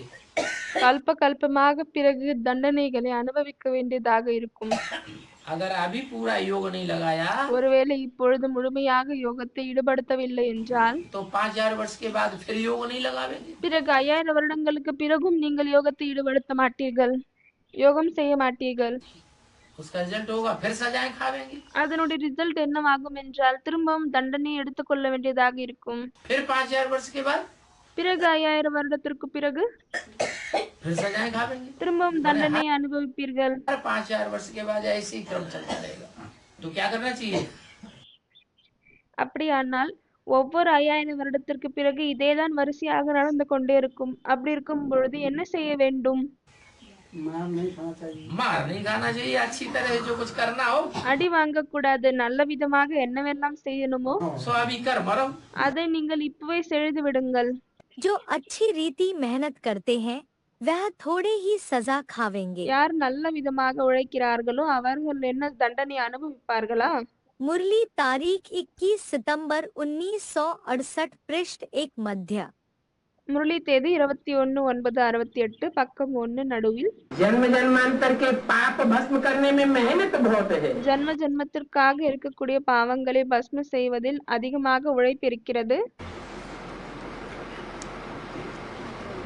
तुम अपनी याद की ताकत से ही जन्म जन्मांतर के पाप भस्म कर सकते हो। நீங்கள் உங்களுடைய நினைவின் சக்தியின் மூலமாக தான் நிறைய பிறவிகளுடைய பாவத்தை பஸ்மம் செய்ய முடியும். धर्मराज की सजाएं खाने की दरकार ही नहीं. தர்மராஜனுடைய தண்டனையை வாங்குவதற்கான அவசியமே இல்லை. क्यों? ஏன் அப்படி? उसमें क्या घाटा है? அதுல என்ன இருக்கிறது? நஷ்டம். अरे पाप ही तो भस्म करने हैं. அரே பாவம் தானே பஸ்மம் செய்ய வேண்டும். धर्मराज की सजाओं से पाप भस्म हो जाए. தர்மராஜனுடைய தண்டனையின் மூலமாக பாவங்கள் பஸ்மமாகி விடுகிறது, சாம்பலாகி விடுகிறது. कोई घाटा है क्या? இதுல ஏதாவது நஷ்டம் இருக்கிறதா என்ன? जितना धर्मराज की सजाएं பதவி தாழ்ந்ததாகிவிடும் சொல்றாங்க. பாபா சொல்றாரு, ஆமா, எவ்வளவுக்கு எவ்வளவு தர்மராஜனுடைய தண்டனையை வாங்குவீர்களோ खावेंगे तो धर्मराज के खाते में भी वो जाएगा.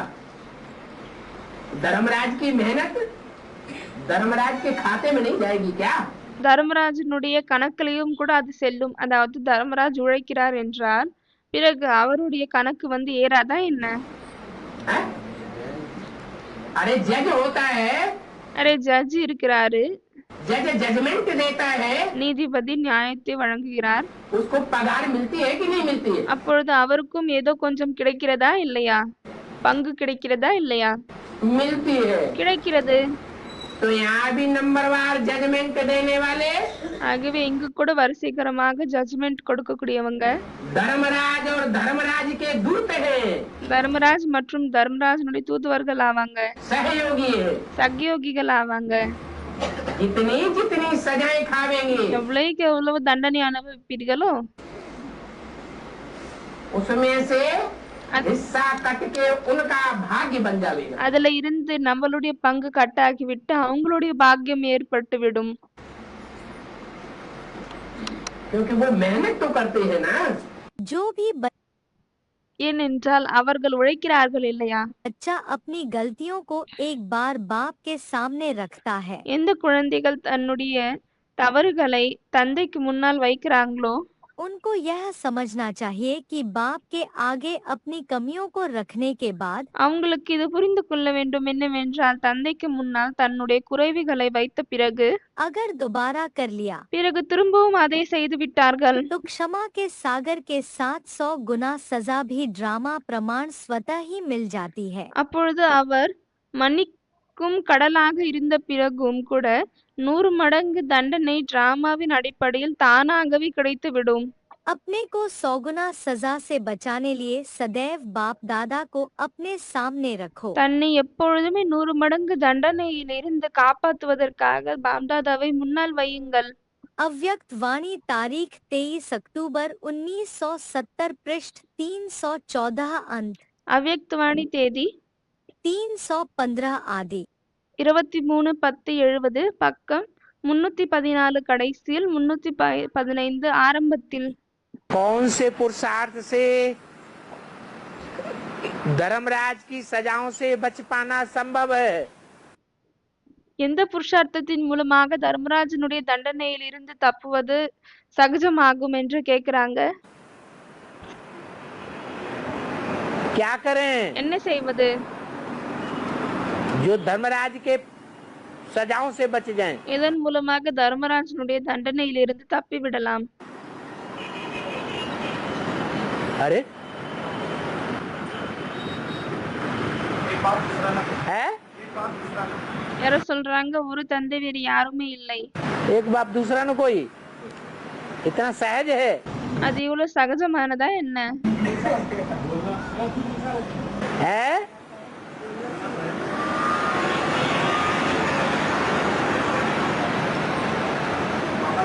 श्रीमत पर चलेंगे, मनुष्य मत पर और मन मत पर नहीं चलेंगे तो धर्मराज की सजाओं से बचे रहेंगे. ஸ்ரீமத்தின் அடிப்படையில் நடக்கிறீர்கள். மனிதர்களுடைய வழி இல்லையானால் தன்னுடைய வழிப்படி நடக்கவில்லை என்றால் தர்மராஜனுடைய தண்டனையிலிருந்து நீங்கள் தப்பலாம். श्रीमत पर नहीं चले, மற்றும் ஸ்ரீமத்தின் படி நடக்கவில்லை, मन मत पर चले, தன்னுடைய மனதின் வழிப்படி நடந்தீர்கள், अथवा मनुष्यों की मत पर चलते रहे, மற்றும் மனிதர்களின் வழிப்படி நடந்தீர்கள், तो धर्मराज सजाओं से बच नहीं सकते। அப்பொழுது தர்மராஜனுடைய தண்டனையிலிருந்து தப்ப முடியாது. खाने वाले को न सिर्फ हार लेकिन धर्मराज की मार भी खानी पड़ती है। தோல்வி அடைவர்களுக்கு வெறும் தோல்வி இல்லை, ஆனால் தர்மராஜனுடைய அடியும் வாங்க வேண்டியதாக இருக்கிறது.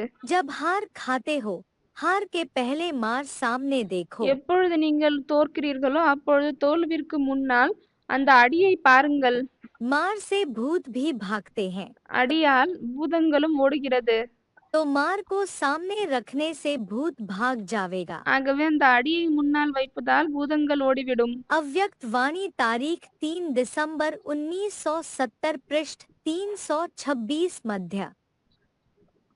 बाप कहते हैं தந்தை சொல்கிறார், कि जो अच्छे अच्छे पुरुषार्थी हैं யார் நல்ல நல்ல புருஷார்த்திகள் இருக்கிறார்களோ उनके ऊपर माया जितना जास्ती अटैक करती है அவர்களின் மீது மாயை எவ்வளவு அதிகமாக அட்டாக் பண்ணுதோ उनका पुरुषार्थ और ही दिन दूना रात चौगुना तीखा होता जाता है। அப்பொழுது அவங்களுடைய புருஷார்த்தம் இன்னுமே கூட பகலில் 2 மடங்கு இரவில் 4 மடங்காக அதிகரித்து கொண்டே செல்லும், தீவிரமாகிவிடும்.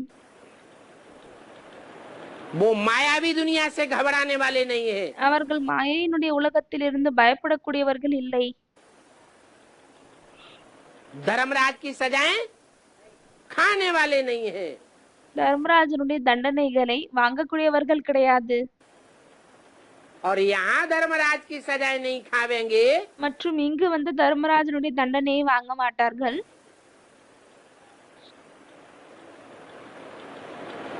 माया से टकराते रहेंगे, மாயையோடு மோதி கொண்டே இருப்பார்கள்.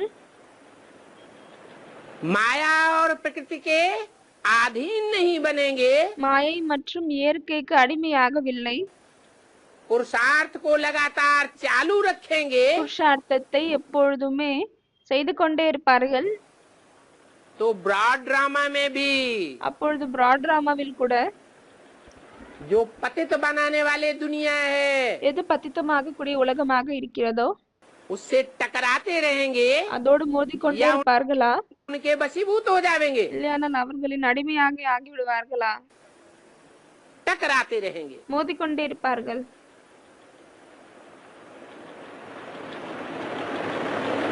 तो ऐसे टकराने वाले बच्चे ஆகவே இப்படி மோதக்கூடிய குழந்தைகள் बाप को प्रिय हैं, தந்தைக்கு அன்பாளிகள் ஆவாங்க. जो अंदर से कभी भी हिम्मत नहीं हारते, யார் உள்ளுக்குள் இருந்து எப்பொழுதுமே தைரியத்தை இழக்க மாட்டார்கள். बाहर से भले दिखावा करें வெளிரூபத்தில் வலே அவர்கள் வெறும் ஷோ ஆஃப் பண்றாங்க.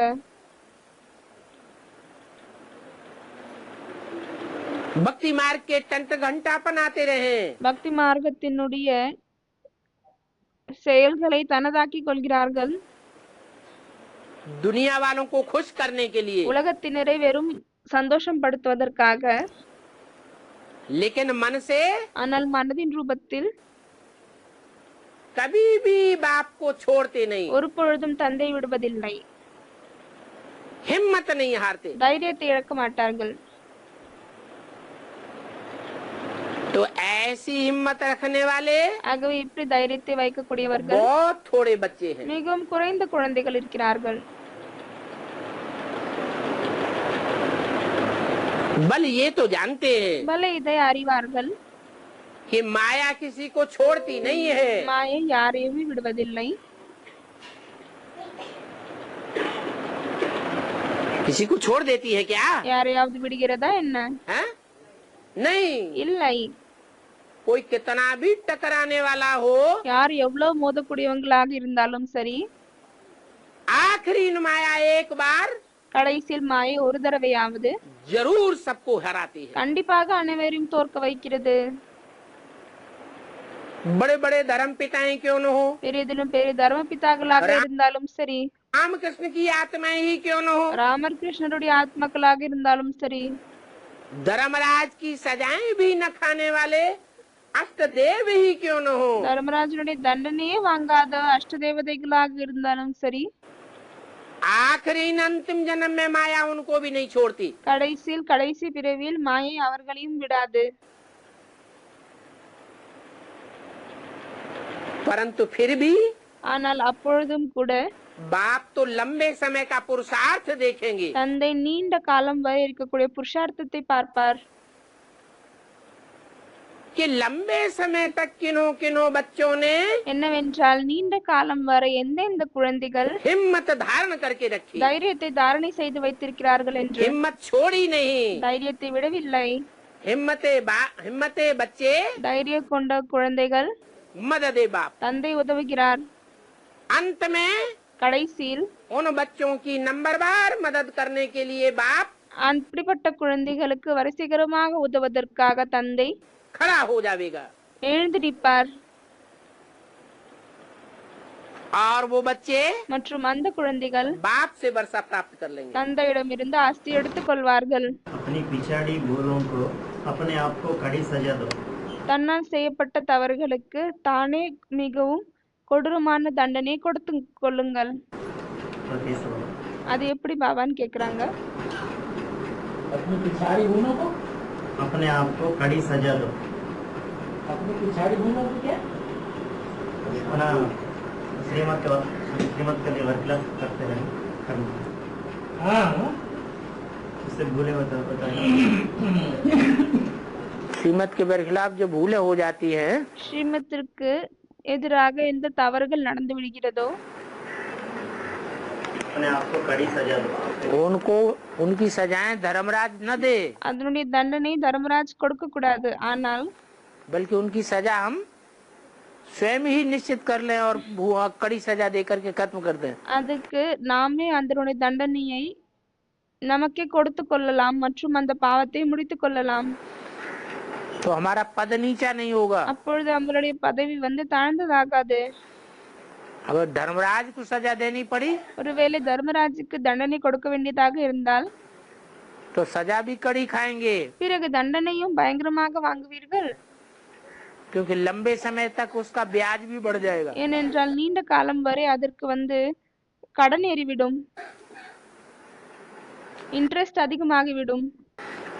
और अभी तुरंत का तुरंत सजा दे करके अपने को खत्म कर लेंगे. இப்பொழுது உடனே அந்த தண்டனையை நம்மளுக்கு கொடுத்து விட்டு அந்த பாவத்தை முடித்து கொண்டால் तो सजा भी हल्की रहेगी அப்பொழுது தண்டனை கூட குறைவாக இருக்கும். और पद भी भ्रष्ट नहीं होगा. மற்றும் பதவியும் பிரஷ்டமாகாது. तो फायदा है, इसलिए बोला. அப்பொழுது அதுல பலன் இருக்கிறது, அதனால் தான் சொல்லியிருக்கிறார். निश्चित करो தனக்கே எப்படி தண்டனை கொடுக்கிறதுன்னு கேக்குறாங்க. பாபா சொல்றார், நீங்களே அதை நியமித்துக் கொள்ளுங்கள். कि जो हमने भूल की है எந்த தவறு நாம் செய்திருக்கிறோமோ उसके भूल के निवारण के लिए हम அந்த தவறின் சுதாரிப்புக்காக क्या ऐसा करें कि जो दोबारा हमसे ये भूल ना हो. என்ன செய்தால் திரும்பவும் அந்த தவறு நமது மூலமாக நடக்காது என்று நீங்களே நியமியுங்கள் தண்டனையை. जैसे मान लो देवभान में आए, எப்படி அண்ணல் ஒருவேளை பாபா எக்ஸாம்பிள் கொடுக்கிறாரு. தேகாபிமானத்தில் விட்டீர்கள் देवभान में आकर के कोई विकर्म बना लिया மற்றும் தேகாபிமானத்தில் விட்டு ஏதாவது ஒரு விகர்மத்தை நீங்கள் செய்து விட்டீர்கள். काम का, क्रोध का, लोभ का, मोह का, காம விகாரம், கோப விகாரம், பேராசை, பற்று, अहंकार का, அகங்காரத்தின், तो हम सजा दें अपने को. அப்பொழுது நாம் தன்னை தண்டனை கொடுக்க வேண்டும்.